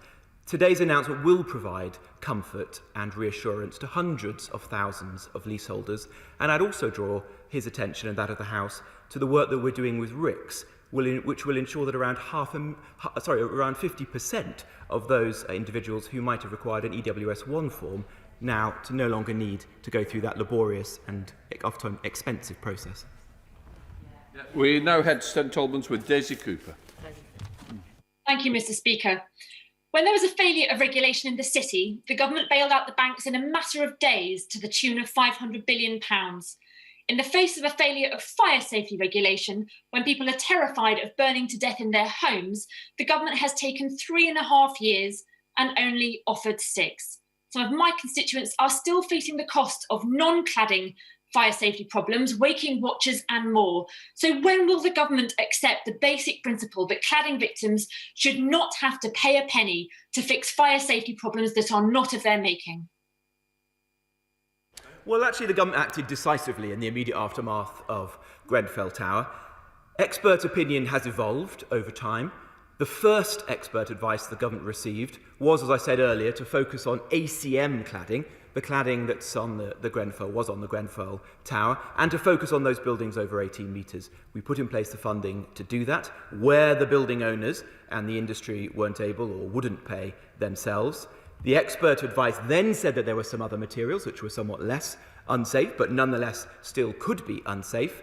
And that work is underway, and the Chancellor gave an extra £1 billion at the budget a year ago to do that. And then we brought forward this very, very substantial intervention today. So we're working intensively and extensively to tackle the issue, and I hope today's intervention will be a permanent and lasting settlement. Let's head to the North West with Andy Carter. Andy Carter. Thank you very much, Mr. Speaker. And can I also thank the Secretary of State for his statement today in relation to building safety. Warrington doesn't have any apartments above 18 metres, which would require remediation.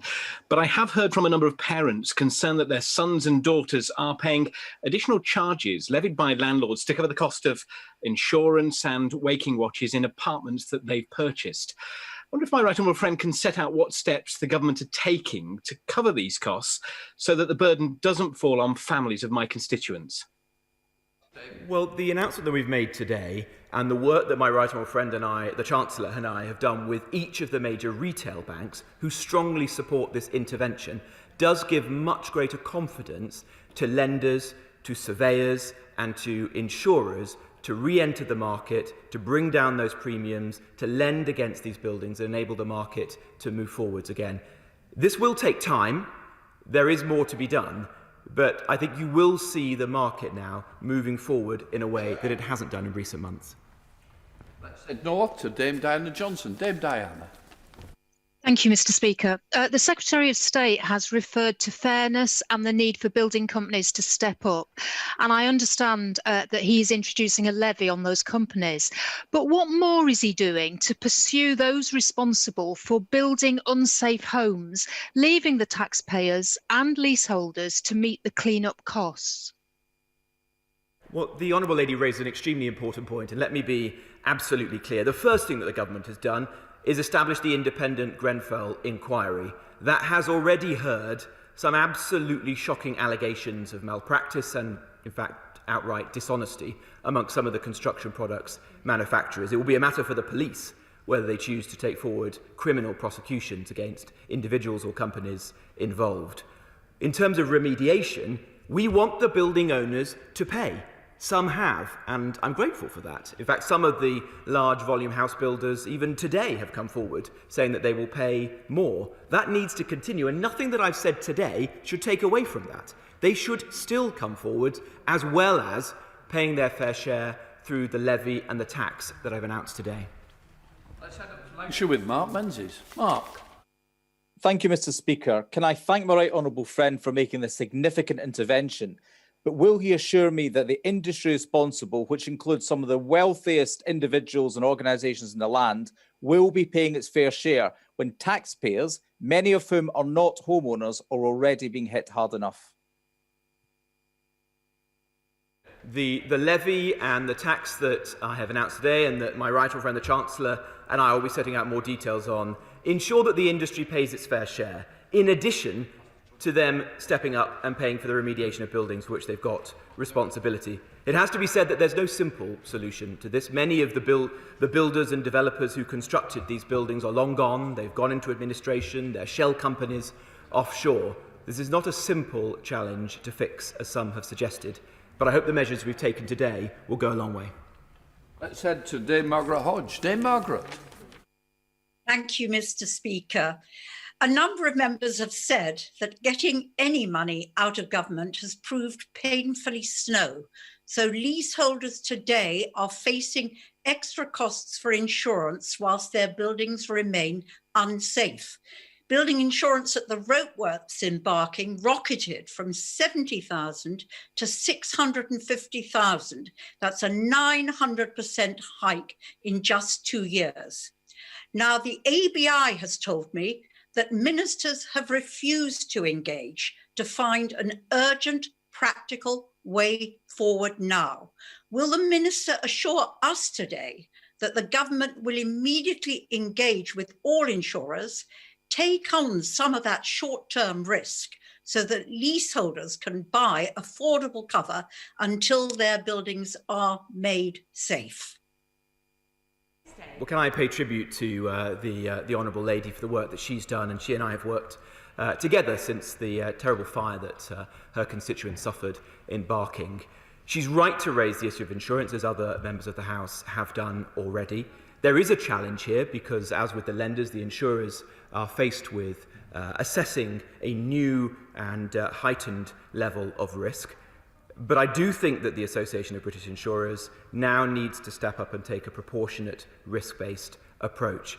As I've said repeatedly, the risk to life in buildings is actually very low, mercifully, with the tragic exception of the events of 2017.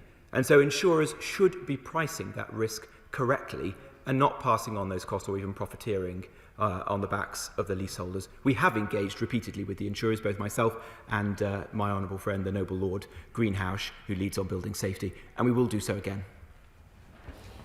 We now go to Andrew Selous. Thank you very much, Madam Deputy. Significant intervention and the relief that it will bring to so many people. And does the Secretary of State agree with me that we've established a very important principle today, that if developers ever behave in this type of manner again, the government will come after them and not the hard-pressed taxpayer to put these issues right? Well, my honourable friend is absolutely right. We all feel immense sympathy for the leaseholder. They are innocent parties in this situation. But it also isn't right that the taxpayer, the broader taxpayer, many of whom are not homeowners at all, has to step in and foot the bill. So we've tried to strike a balance today, and we've tried to ensure that the developers, the builders, the industry behind this pays a fair share. In the building safety bill that we'll be bringing forward later this year, we'll bring forward a very tight regulatory regime so that buildings, those over 18 metres, the high-rise buildings, are built to a very high standard, and these issues should not happen again. Deputy Speaker, leaseholders in Hornsey and Wood Green have been trapped for the third lockdown in a terrible situation with building defects, unsure when they can lend, when they can get a mortgage to move on in their property. One said, "I'm at my wit's end with a small newborn baby." So I hope that today will bring her some succour. But what about councils and what about housing associations, which after 10 years of austerity simply do not have the money to be able to give much relief to desperate leaseholders? Has he got any good news for those leaseholders? Yes, well, the Honourable Lady raises an important point, and we have been working very closely with local authorities since the start of this issue in the immediate aftermath of the Grenfell tragedy, and I've engaged repeatedly with the National Housing Federation, who've done excellent work in this regard. We did provide funding to help support them, and we're focusing the funding that we've provided on those housing associations or local councils who cannot fund this themselves, either through their own reserves or their ability to borrow. Most housing associations can do that. There will be a small number who can't. Of course, there are choices at every turn in this, and that in itself will have consequences and make it harder for those housing associations to invest in more affordable and social housing or other important aims that they and I share, like making those buildings more energy efficient to meet our climate obligations as well. That's the difficult situation that we find ourselves in. The other thing I would just say to the Honourable Lady is I'm acutely aware of the challenges faced by shared owners, and we're going to make particular provision to protect them so that they don't have to meet disproportionate costs with respect to cladding remediation. 18 withdrawn, so we go to Ellie Reeves. Thank you, Madam Deputy Speaker. In my constituency, I have a number of buildings that are below 18 metres. Today's announcement means leaseholders of these buildings will still need to foot the bill, and the offer of loans is small comfort to my constituents, many of whom are already struggling. So what does the Secretary of State say to my constituents who were promised leaseholders wouldn't have to pay for a crisis they didn't cause? Well, let me be clear on this point once again.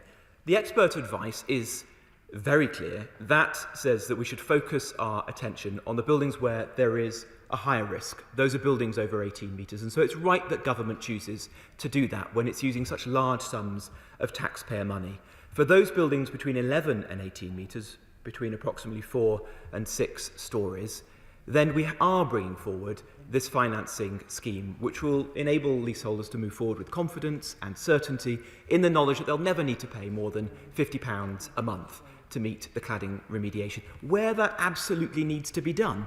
And I do go back to the point I've tried to make repeatedly, that in many, many cases it will not need to be done because we want surveyors and the industry to take a proportionate risk-based approach which takes true account of the risk to life in those properties, which for most leaseholders, mercifully, is very low.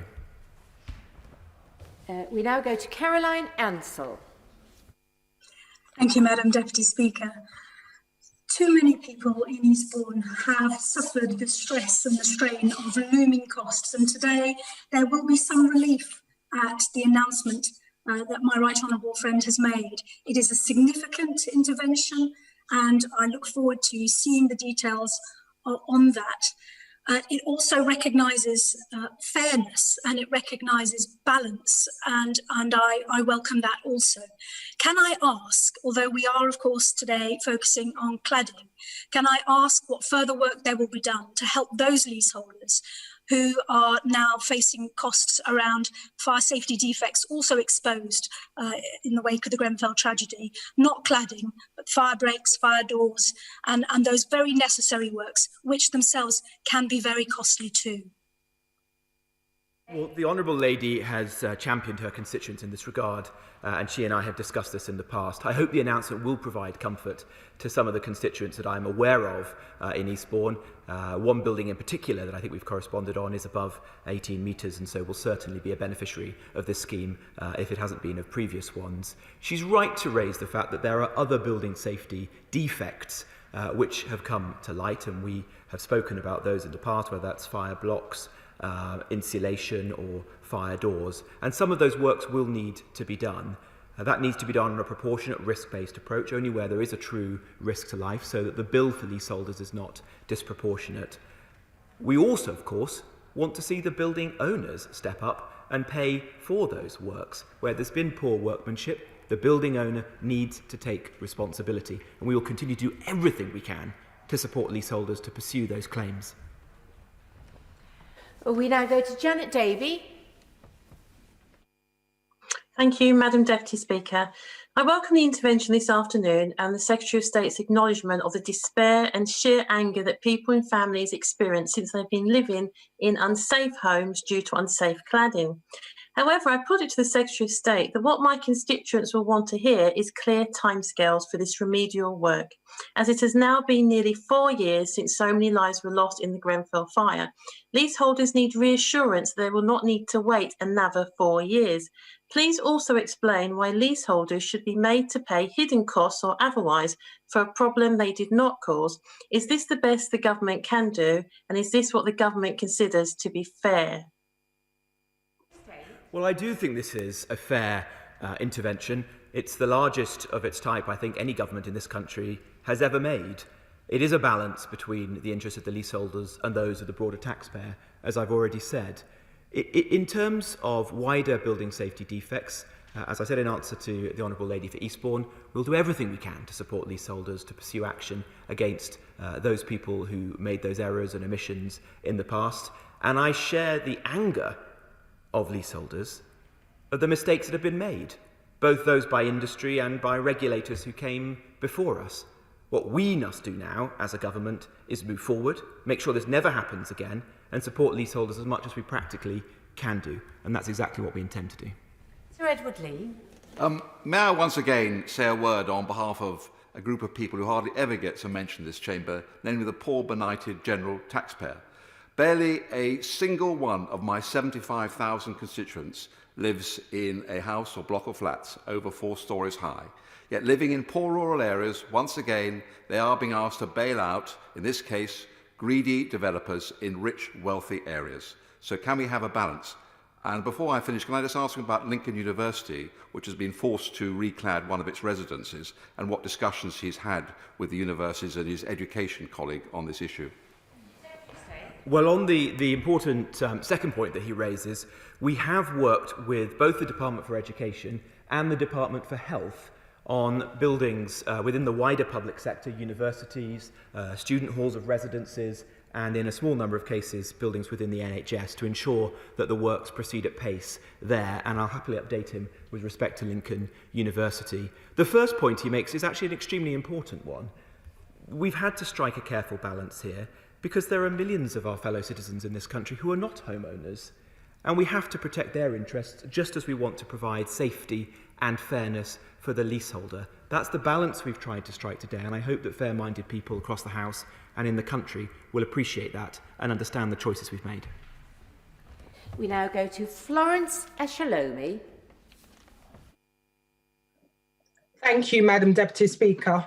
I welcome today's announcement, and this is a testament to the campaigning of leaseholders across the country. I'm sure the Secretary of State believes that the deal he's negotiated with the Treasury is a great success, but for many of my constituents in Vauxhall, this will not make any or little material difference. A number of leaseholders continue to pay thousands of pounds for interim safety measures. And Madam Deputy Speaker, the issue at hand today is one of principle and fairness. And the upshot for many constituents is that they are still paying, despite the government's assurances. So if the government subscribes to the principle that no leaseholder should have to pay for the fire safety problems, can the Secretary of State please explain why this package clearly shows that not all leaseholders are treated equally? Well, the Honourable Lady is wrong. There will be thousands of her constituents who will directly benefit from today's announcement. We've chosen rightly, on the basis of expert advice, to prioritise buildings over 18 metres. That is where the greatest risk is. It would be quite wrong for us to direct public money, taxpayers' money, to buildings where the risk is low or extremely remote. So we're targeting it on the buildings that need it the most. And in those buildings, leaseholders can have certainty that they will not be paying for the remediation of unsafe cladding. It will either be paid by the building owner, the developer, which is quite right, or it will be paid for by the taxpayer, and we'll be using the levy and the new tax to recoup as much as that as we possibly can. And in the other buildings, those where the risk is significantly lower, we will be ensuring the new financing arrangement gives real comfort to people that they'll never need to pay more than £50 a month. And my expectation is that many, many of them will pay significantly less than that. So I think to most reasonable people, that will be a sum of money which is truly affordable and manageable within the budget of most homeowners.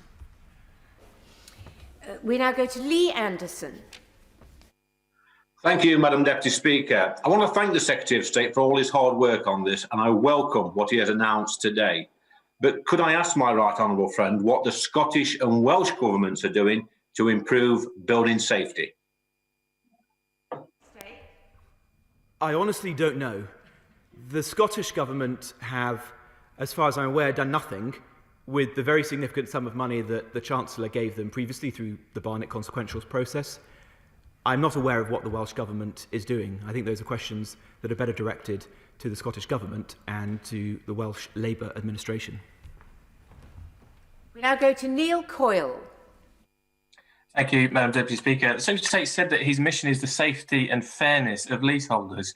How then do today's proposals protect a leaseholder who's been paying £50 a month, but at the point of sale still has a large loan outstanding on their home due to the cost of removing unsafe cladding? Isn't the truth that he's failed to deliver on promises of fairness and he's choosing to leave thousands of leaseholders facing massive costs? The honourable gentleman, for whom I've got great respect, but he misunderstands the scheme that we've just announced. For those buildings between 4 and 6 storeys, where the risk is much lower, leaseholders will have the opportunity, if they wish to, with no compulsion, the opportunity to take advantage of the financing scheme. That loan scheme financing arrangement will sit with the building. It will not sit with the individual. It won't affect their own personal credit rating, and it shouldn't have a material impact upon the value of their property. It will be akin to paying somewhat more on your service charge every month. And as I say, it will be capped at £50 a month, which is akin to the average service charge. And of course, many buildings pay service charges far in excess of that already. Now go to Sir Geoffrey Clifton-Brown. Thank you, Madam Deputy Speaker. In drawing the House's attention to my register of interest, can I say to my right honourable friend, I think this is one of the most generous and innovative schemes anywhere. Can I ask him particularly about those buildings to where the finance loan scheme is applicable and whether it will be applicable to non-cladding costs, but nevertheless have a material health and safety element in them, for example, fire doors and asbestos? Well, we've chosen to focus both the grant scheme and the financing arrangements on cladding. That's, I think, for good reason, because the expert advice that we've received from the independent panel consistently says that cladding is the greatest danger that needs to be combated. There may be other defects in buildings. They will vary widely, building to building, and those will have to be a matter for the building owner and for the homeowners. But we, as a government, are going to tackle the big issue here, which is cladding, and end the cladding scandal that began with the Grenfell Tower tragedy. Now go to Justin Madders. Thank you, Madam Deputy Speaker. I welcome the funding announced as a step in the right direction, but unfortunately, it's only likely to cover around half the anticipated costs, and it is the innocent leaseholder who will be picking up the bill for the other half. The Secretary of State has said he has sympathy for leaseholders, but that sympathy doesn't appear to extend below 18 metres and directly contradicts the promise repeatedly made that no leaseholder would have to pay anything. I deeply regret the government's decision to break that promise and create another injustice. So can the Secretary of State say how many leaseholders he now estimates will be subject to the loan scheme that he has announced today? State. We don't want any leaseholder to be paying for fire safety defects. We want that to be paid for by the building owners, the developers, the builders, the people who did this in the first place. Where that's not possible, and as I said before, there are circumstances where that's the case because there are building owners that no longer exist, that's gone bankrupt, there are shell companies overseas. That's the world that we're dealing with. This is complex and multifaceted. It is not simple. In those situations, buildings above 18 metres where the greatest risk lies will take advantage of the new scheme, and no leaseholder in that situation will have to pay for the remediation of unsafe cladding. Below 18 metres where the risk is significantly lower, guided by our expert opinion, the financing arrangements will be in place. This is a comprehensive plan to provide comfort and reassurance, certainty and confidence to as many leaseholders as possible. 28 is withdrawn, so we go to Emma Lewell-Buck. Thank you very much, Madam Deputy Speaker.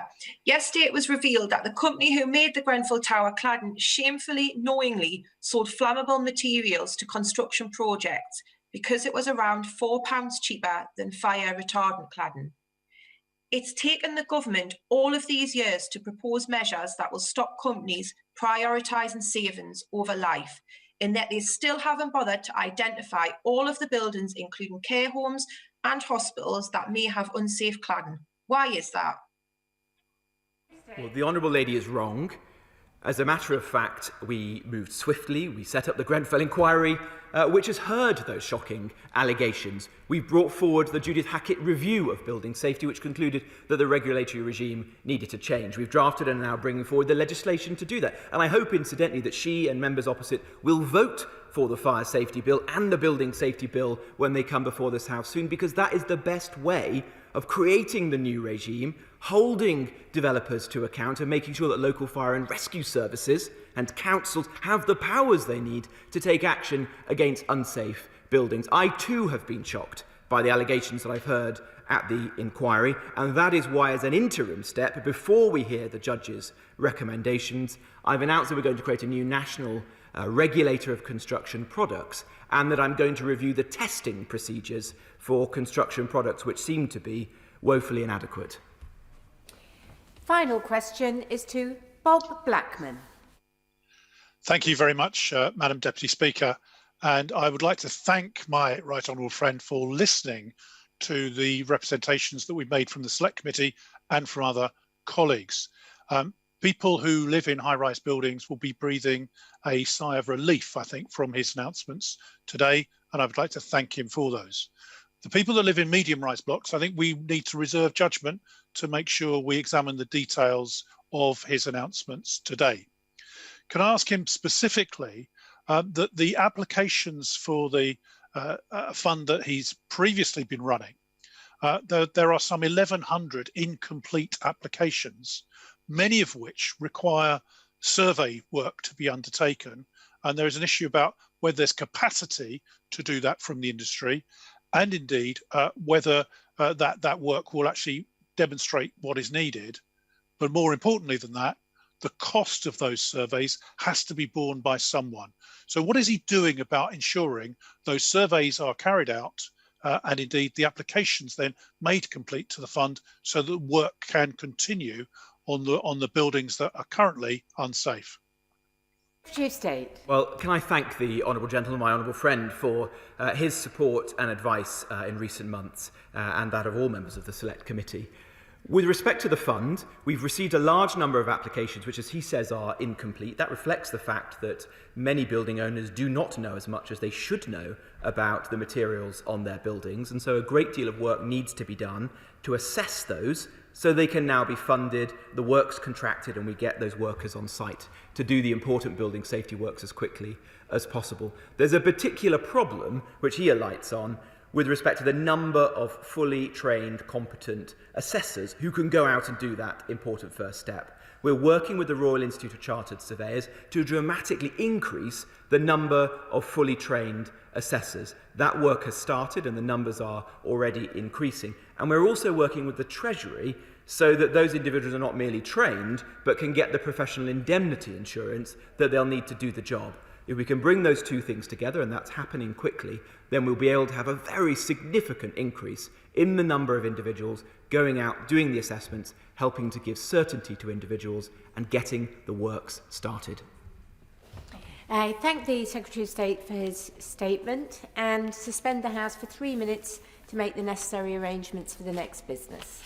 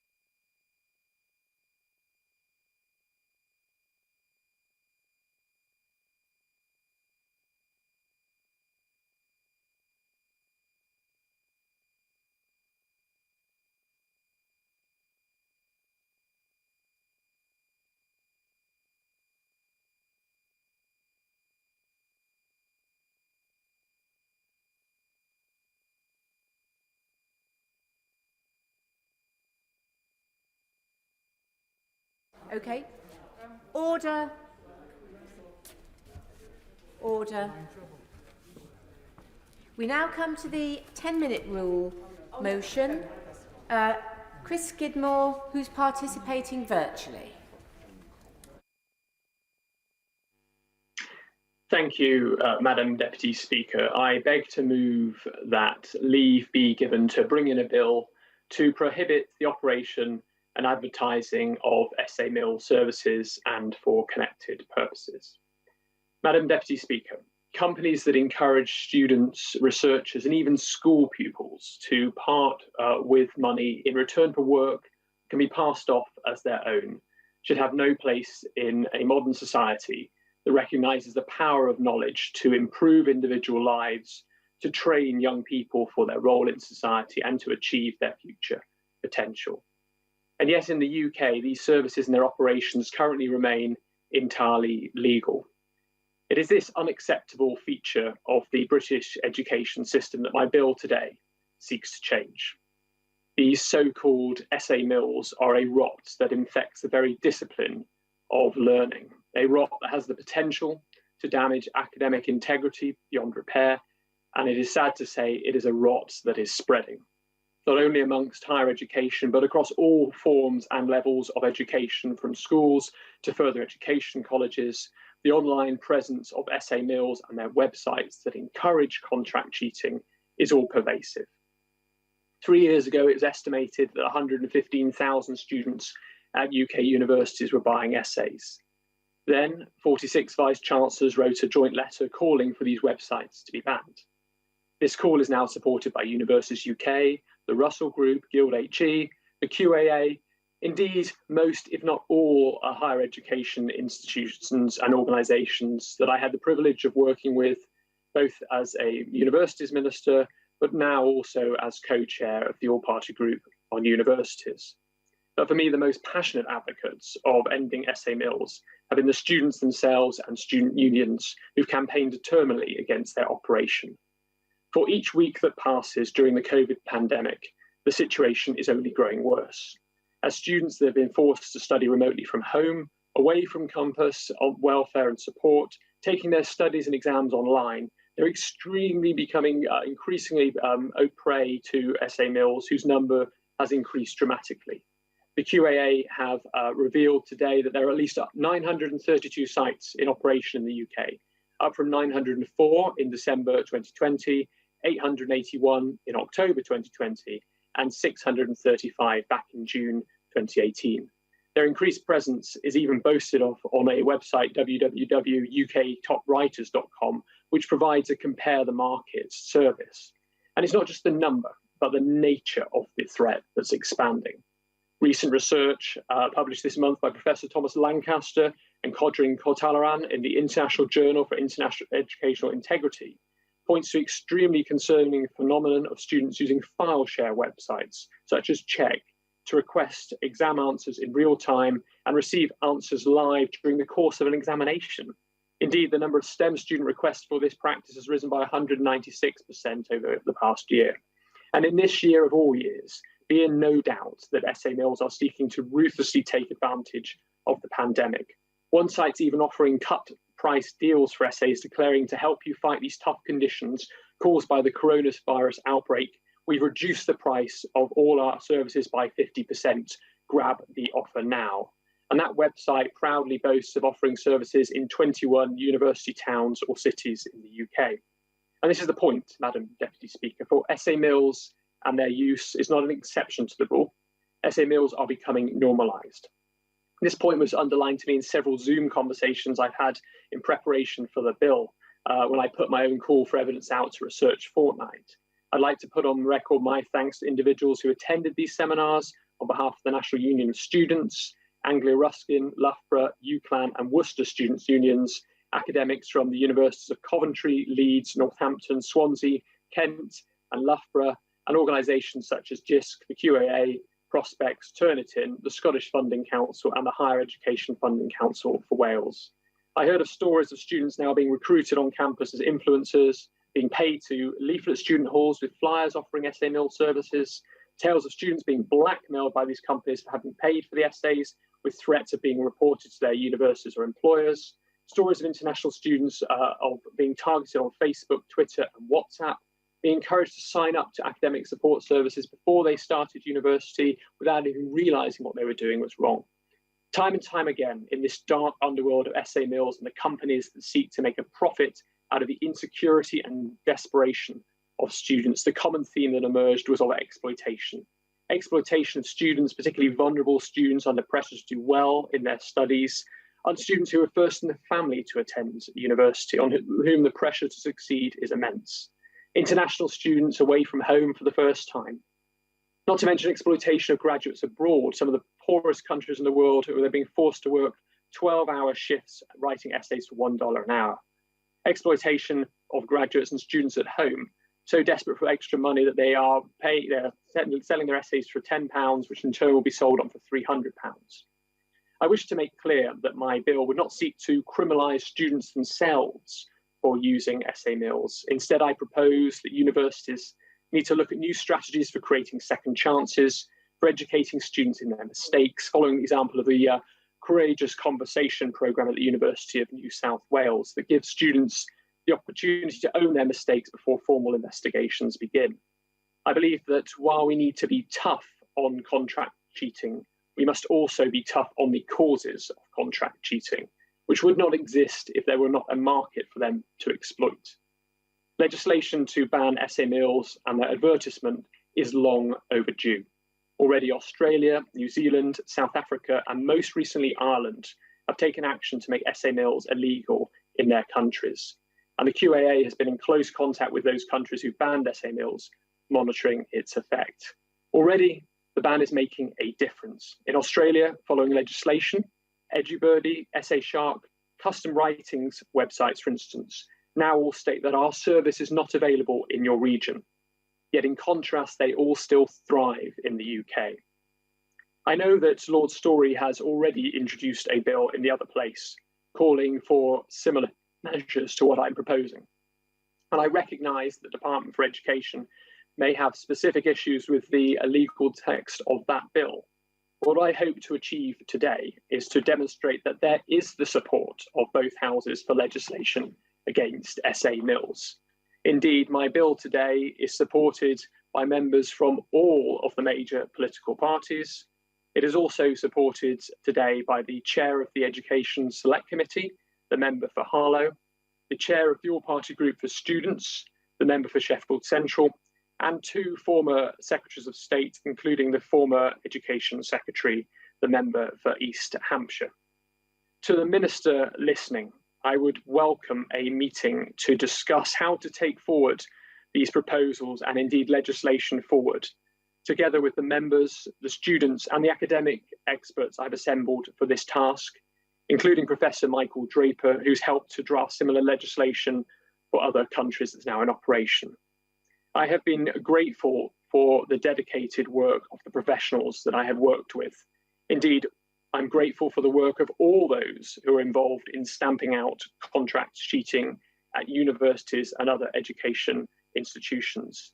And I know, Minister, that they stand ready to help the Department for Education to take forward legislation that is sorely needed. Thank you very much. The question is that the Right Honourable Member have leave to bring in the bill. As many as are of that opinion say aye. Aye. Aye. Of the contrary, no. I think the ayes have it, the ayes have it.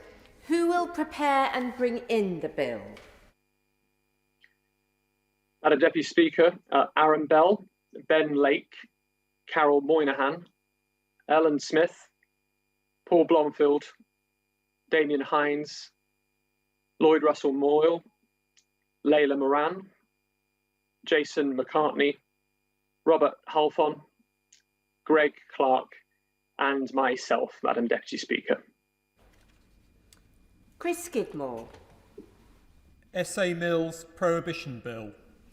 Second reading what day? Tomorrow. Tomorrow. Thank you. Order. We now come to the motion on the Police Grant Report, England and Wales. Minister Kit Malthouse to move. Madam Deputy Speaker, a great pleasure to follow our own version of Dorian Gray there, and indeed to announce to the House the final police funding settlement for 2021-22. Now, Madam Deputy Speaker, whilst I appreciate it's not ideal that the House is debating this publication prior to consideration by the Select Committee on Statutory Instruments, it is essential that suitable preparatory time is given to the relevant parties prior to implementation, and this, coupled with the difficulty in securing suitable floor of the House approval slots and the February recess, has meant that unfortunately it has not proved possible to achieve pre-scrutiny on this occasion, and I'm sorry about that.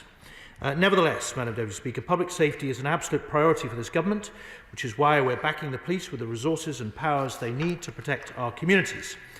The professionalism, bravery and commitment shown by officers during the coronavirus pandemic has been truly extraordinary. Across the country, police forces continue to work tirelessly, building understanding with the public to help control the virus while also tackling crime. Despite all of the challenges we've faced in the last year, the police have been there to answer the call, and I would like to express my immense gratitude for their contribution to this unprecedented national effort.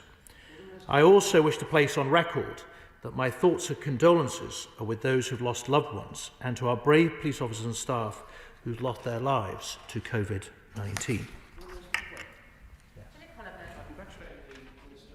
His remarks and the work he does with the police. Is he as concerned as I am that during the pandemic, across the country, but in particular in Northamptonshire, the number of police officers coughed on, spat at or bitten rose to 130 attacks between February and November last year, up from 110 attacks during the same period the year before? Isn't this especially disgraceful given that the pandemic has been raging through our country? Minister. Well, Madam Deputy Speaker, the Honourable Gentleman is quite right. It is a complete disgrace. And unfortunately, we have seen during the pandemic the rise of this particularly unpleasant practice of spitting or coughing on police officers and claiming then to have COVID. And that comes off the back, sadly, of a general rise in assaults upon police and indeed emergency workers. I have to confess, I do not know what goes through the twisted mind of somebody who would do such an unspeakable thing. But I hope that he will join me in voting with enthusiasm when the Police Powers and Protection Bill comes forward, both for the Police Covenant, which is there to protect police officers and to make sure that we pay attention to their well-being and protection, but also for the doubling of the sentencing for assault on emergency workers, which he and I both stood on as a promise in our manifesto in 2019. We do need penalties for these kind of awful offences to be increased, both to deter those who would think about these unspeakable things, but also to punish those who cross that appalling line. Now, Madam Deputy Speaker, I do know that our police forces also have the thanks and respect of this House, and that this settlement demonstrates our ongoing commitment to tackling crime and delivering the safer communities that the law-abiding majority in this country rightly want to see. Last year, Parliament approved a funding settlement which resulted in an additional £1.1 billion being made available to the policing system. This made it the biggest increase in funding for the policing system since 2010. Included within this was an increase to government grant funding of £700 million for the first 6,000 additional police officers as part of the Uplift programme, a £90 million increase in funding for counter-terrorism policing, £247 million for local forces from the counterattack precept, and an extra £126 million provided for national policing programmes and priorities. Last year's settlement underlined the government's determination to strengthen our police service and tackle crime across the whole country. Next year's settlement will also enable the police to continue on this trajectory. For 2021-22, the government will be investing up to £15.8 thousand million into the policing system, up to an additional £636 million when compared to last year. Of this additional investment, the government will make an additional £415 million available for police and crime commissions in England and Wales to support the next wave of officer recruitment. This funding will enable PCCs to meet the necessary investment and ongoing support costs associated with the recruitment of 6,000 new officers by the end of the financial year 2021-22. And, Madam Deputy Speaker, I am delighted to say that forces are delivering on recruitment. As of 31st of December, an extraordinary 6,620 additional officers have been recruited as part of the Uplift programme, surpassing the programme's first-year recruitment 3 months ahead of schedule. This is superb progress and is a testament to the hard work of forces and indeed the brave men and women who've signed up to join the police and keep our communities safe. We want to thank all of them for their continued efforts, particularly those involved in the recruitment process. To ensure the secure management and success of the Uplift programme in the coming year, the government will once again create a ring-fence grant. Forces will be allocated a share of this £100 million in line with their funding formula allocation and will be able to access this funding as they make further progress on their recruitment targets. As has been the case this year, this is intended to ensure that forces deliver a return for this substantial uplift in funding. In 21-22, we will take recruitment one step further. We're expanding the scope of the programme to include regional organised crime units, including the equivalent units in the Metropolitan and City of London Police and counter-terrorism policing. By strengthening officer numbers across capabilities, we're sending a clear message to both policing and the public that we're absolutely committed to cutting crime in all its guises. Now, Madam Deputy Speaker, police and crime commissioners have continued to request further flexibility around levels of police precept to make additional funding available for their local priorities. This settlement empowers them, particularly in England, to raise council tax contributions for local policing by less than 30p a week for a typical Band D household, or up to £15 a year. Local precept decisions should be carefully considered, with the impact that this will have on household budgets being an important factor. Many families face difficult circumstances as a result of the pandemic. If all police and crime commissioners decide to maximise their flexibility, the result will be a further £288 million of additional funding for local policing. I must reiterate, Madam Deputy Speaker, that the level of police precept is a local decision, and elected PCCs will, I know, carefully consider what they are asking their local constituents to pay. Locally elected commissioners will need to decide how to appropriately use this flexibility based on local policing needs, and will be held accountable for delivery on return on that public investment, not least in May this year. PCCs will also benefit from the additional funding announced by my Right Honourable friend, the Secretary of State for Communities and Local Government, whose statement will follow this, as part of the local government finance settlement for local council tax support. This funding will enable councils to continue reducing council tax bills for those least able to pay. Additionally, the government will compensate local authorities for 75% of the irrecoverable losses in council tax income arising in 2021, and collection fund deficits accrued for 2021 will be repayable over the next 3 years as opposed to 1 year.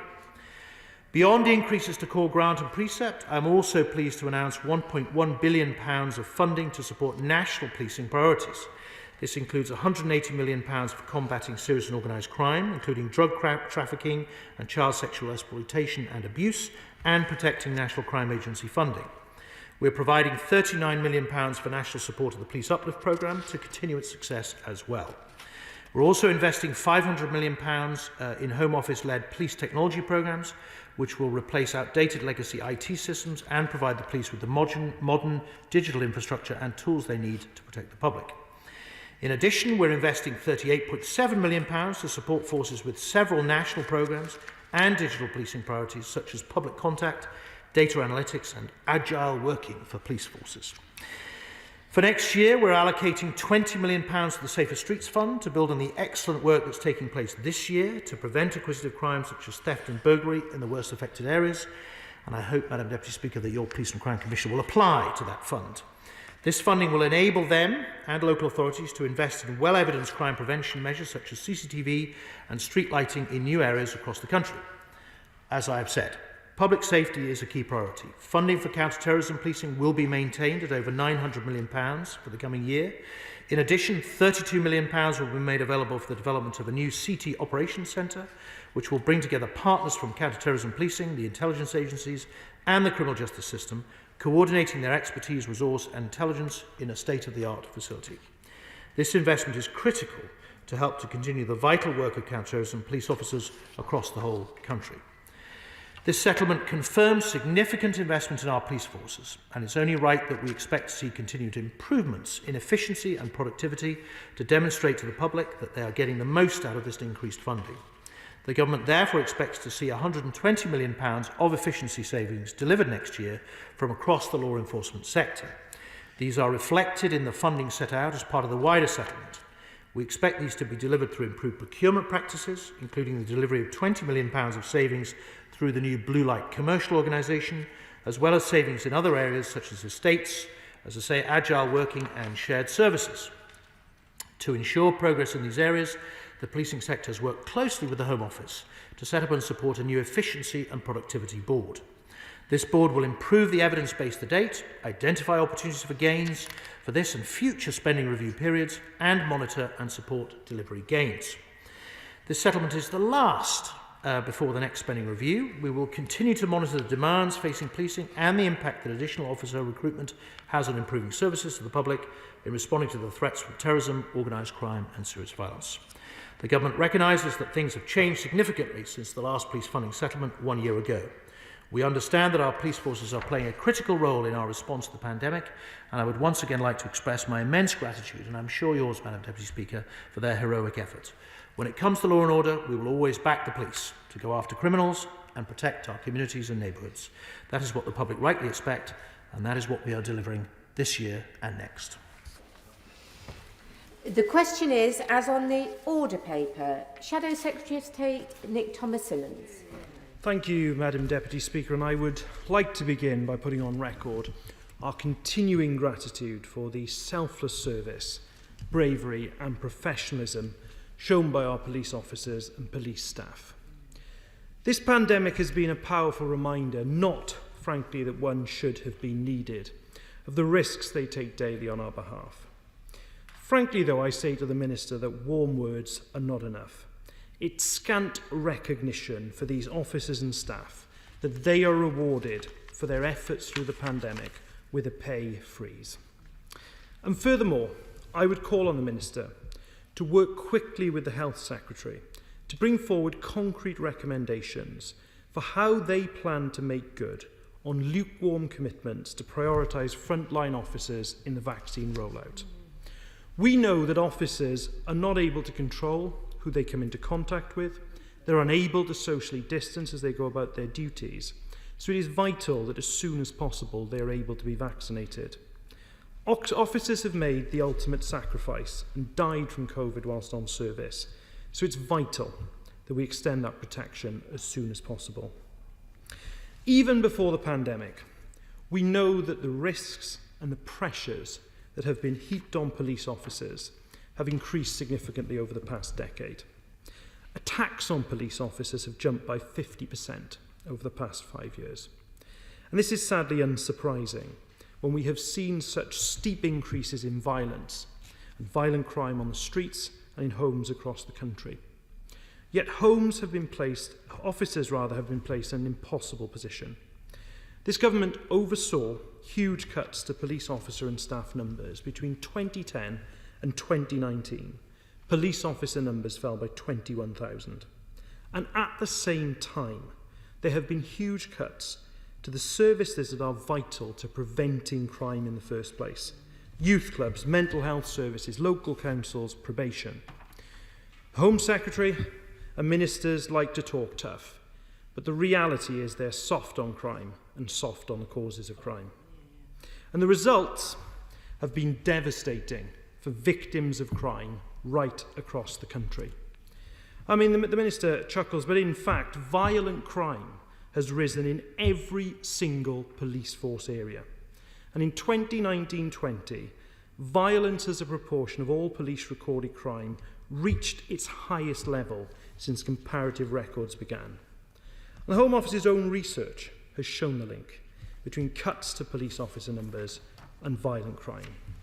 And as a result, it is good that the government has finally woken up to the huge damage their police cuts have done to public safety and started to replace some of the huge numbers of officers they have cut.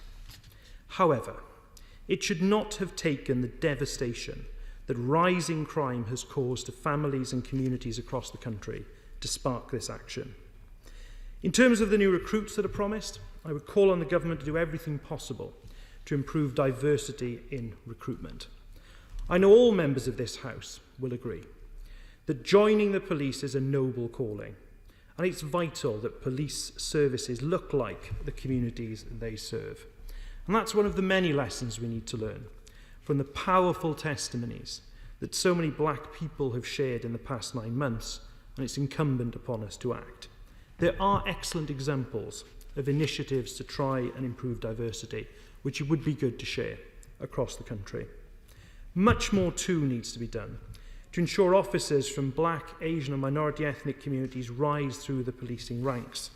And we must put in place better structures to enable greater community involvement in police training. Looking more widely across the criminal justice landscape, I will again call on ministers to properly commit to fully implementing the recommendations in the Lamy Review and indeed other reviews that the government's commissioned in recent years. It is vital that we all live up to the words uttered on building a more equal society. Does the honourable gentleman want me to give way? Chris Loder. Thank you, Madam Deputy Speaker. Can I thank the honourable gentleman very much indeed for giving way? He suggests that the government is giving warm words to its commitment to the police, which I wholly disagree with. But should the Labour Party be in power, as we're seeing at the moment from the Mayor of London, who has very kindly given an exemption to emergency workers from the congestion charge in London, but not from police officers or police staff, I wonder whether he might share his view as to whether or not real prioritisation of the police is something the Labour Party indeed supports. Nick Thomas-Simmons. Thank you, Madam Deputy. It's nice to actually take an intervention. This is not something that we can do regularly in the House debates at the moment. But in terms of coming to the point that is raised by the honourable gentleman, his attempt to criticise the Mayor of London, the Mayor of London has been taking action on violent crime. The rise in violent crime is right across the country. In terms of the issue of prioritising police officers for the vaccine, that's precisely the case that I'm putting to the government. And they have been putting warm words too on this. What I'm asking them to do is to make good on the warm words that I know they've been uttering to police representatives for some time. And I think we would all agree about the dangers that police officers put themselves in every day, which is why I'm asking for this action to take place. Moving back to the funding of the commitment on police recruitment. As ever with this government, the devil is in the detail, and the policing grant is no different. And I point out, first of all, that when the Prime Minister pledged to increase the number of police officers, he did not make clear to voters that a significant proportion of this would rely on increasing the council tax preset by £15 a year. And this at a time when family finances are so hard-pressed. The Minister, in his opening remarks, described this as flexibility. I would describe it as a government that isn't putting the needs of families first. Now, can the Minister also confirm why it is that the government has decided to slow the speed of police recruitment so sharply? He'll be aware that police forces across the country were planning for 6,000 officers to be recruited in year 1, 8,000 in year 2 and 6,000 in year 3. However, we now know there'll be 6,000 officers this year and presumably 8,000 next year. What is the reason for this worrying slowdown that will leave thousands fewer officers on our streets? It will also not have escaped attention that there is a sharp decline in the amount of funding the government has allocated to recruiting the promised officers for this year. So when setting a target for 6,000 officers for 2020-21, the amount of money allocated was 750 million. But for 21-22, the amount for the same number of officers has sharply reduced to 400 million, again for 6,000 officers. Now, the Minister may say this is in part due to so-called front-loading of costs for additional officers. Indeed, he confirms that is what he indeed would say from a sedentary position. However, we know that in fact police forces have been incredibly stretched, and even with the promises of additional officers, there are huge budget pressures elsewhere, and that is why many forces have had to freeze police staff recruitment. Since 2010, there's been a fall of over 13% in police staff. Now, police staff, I'm sure the Minister would agree, across the board, play a vital role in keeping communities safe, in key roles like answering emergency calls to the public, staffing our custody suites, crime analysis and crime scene investigations. This also includes the loss of PCSOs who played such a vital role and play such a vital role in neighbourhood policing. Undermining all of these functions makes our communities less safe and keeps police officers behind desks and away from the streets where we want them to be.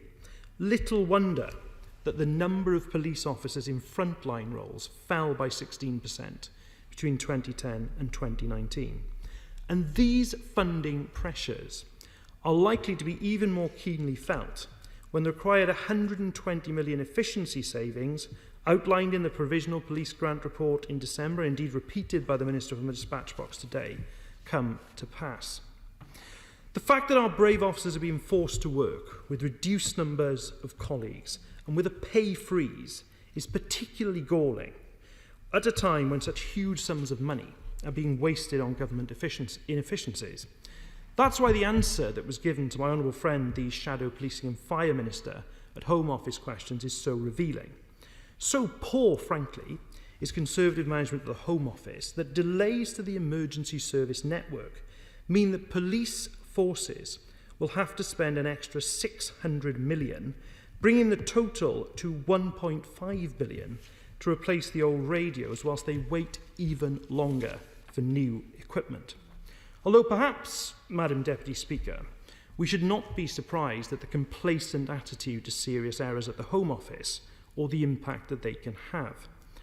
Members will have seen the deeply worrying statements and the lack of grip at the Home Office over the catastrophic loss of police data. A confused picture that's seen ministers contradicted by the MPCC letter and now an independent review having to be held to get to the bottom of what went wrong. But one thing is clear. Thousands of police records have been deleted and criminals will in all likelihood go free as a result of this fiasco. And frankly, more effective Home Secretaries than this one have gone for lesser mistakes on their watch. And these errors are not isolated incidents. They're part of a picture of ministers who've lost a grip on vital issues of national security. We've seen it over the failures on quarantine, the rises in violent crime, the failure to get a grip of the data deletion, and too often we fail to see the Home Secretary taking charge of these issues and delivering results. So today, we do welcome the fact that members across the House now all agree it's vital to at least start to fill in the hole created by the Conservative cuts to policing since 2010.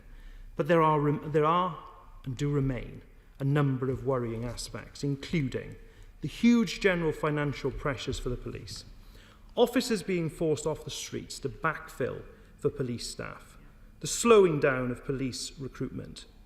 And we will judge the government by their actions on this, as people are fed up, frankly, of empty promises.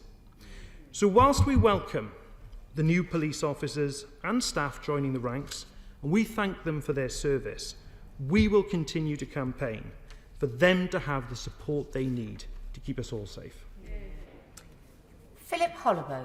Madam Deputy Speaker, I rise to support the motion on the order paper and to thank the government for the extra money going into local policing. I thank the Minister for his endeavours. I think he's been a superb Minister for Policing. And also to highlight the excellent work done by Chief Constable Nick Adderley in Northamptonshire, Chief Fire Officer Darren Dovey, and our superb Police, Crime and Fire Commissioner Stephen Mould. And to thank all the police and fire officers in Northamptonshire for all the superb work which they do. But it's not enough to talk just about how much extra money is going into policing this year. The important thing is to highlight what the police do with that money. And I'm pleased that as a result of the funding that's been announced, there are 57 new officers so far in Northamptonshire, taking the total police headcount to 1,300 and sending us well on our way to our ultimate target of about 1,500 in 2023. And I think it's just worth reminding residents in Northamptonshire that they pay on average a Band D council tax, on average £5 a week for their policing. And in return for a £5 a week, they get a tremendous range of police resources. Madam Deputy Speaker, with your permission, I wanted to concentrate on 4 particular issues that affect Northamptonshire. The first is county lines drug gangs. Secondly, automatic number plate recognition technology. Thirdly, assaults on police officers. And fourth, tasers. Now, Northamptonshire Police should be congratulated for the efforts they've undertaken over the last 2 years, especially in busting county lines drug gangs.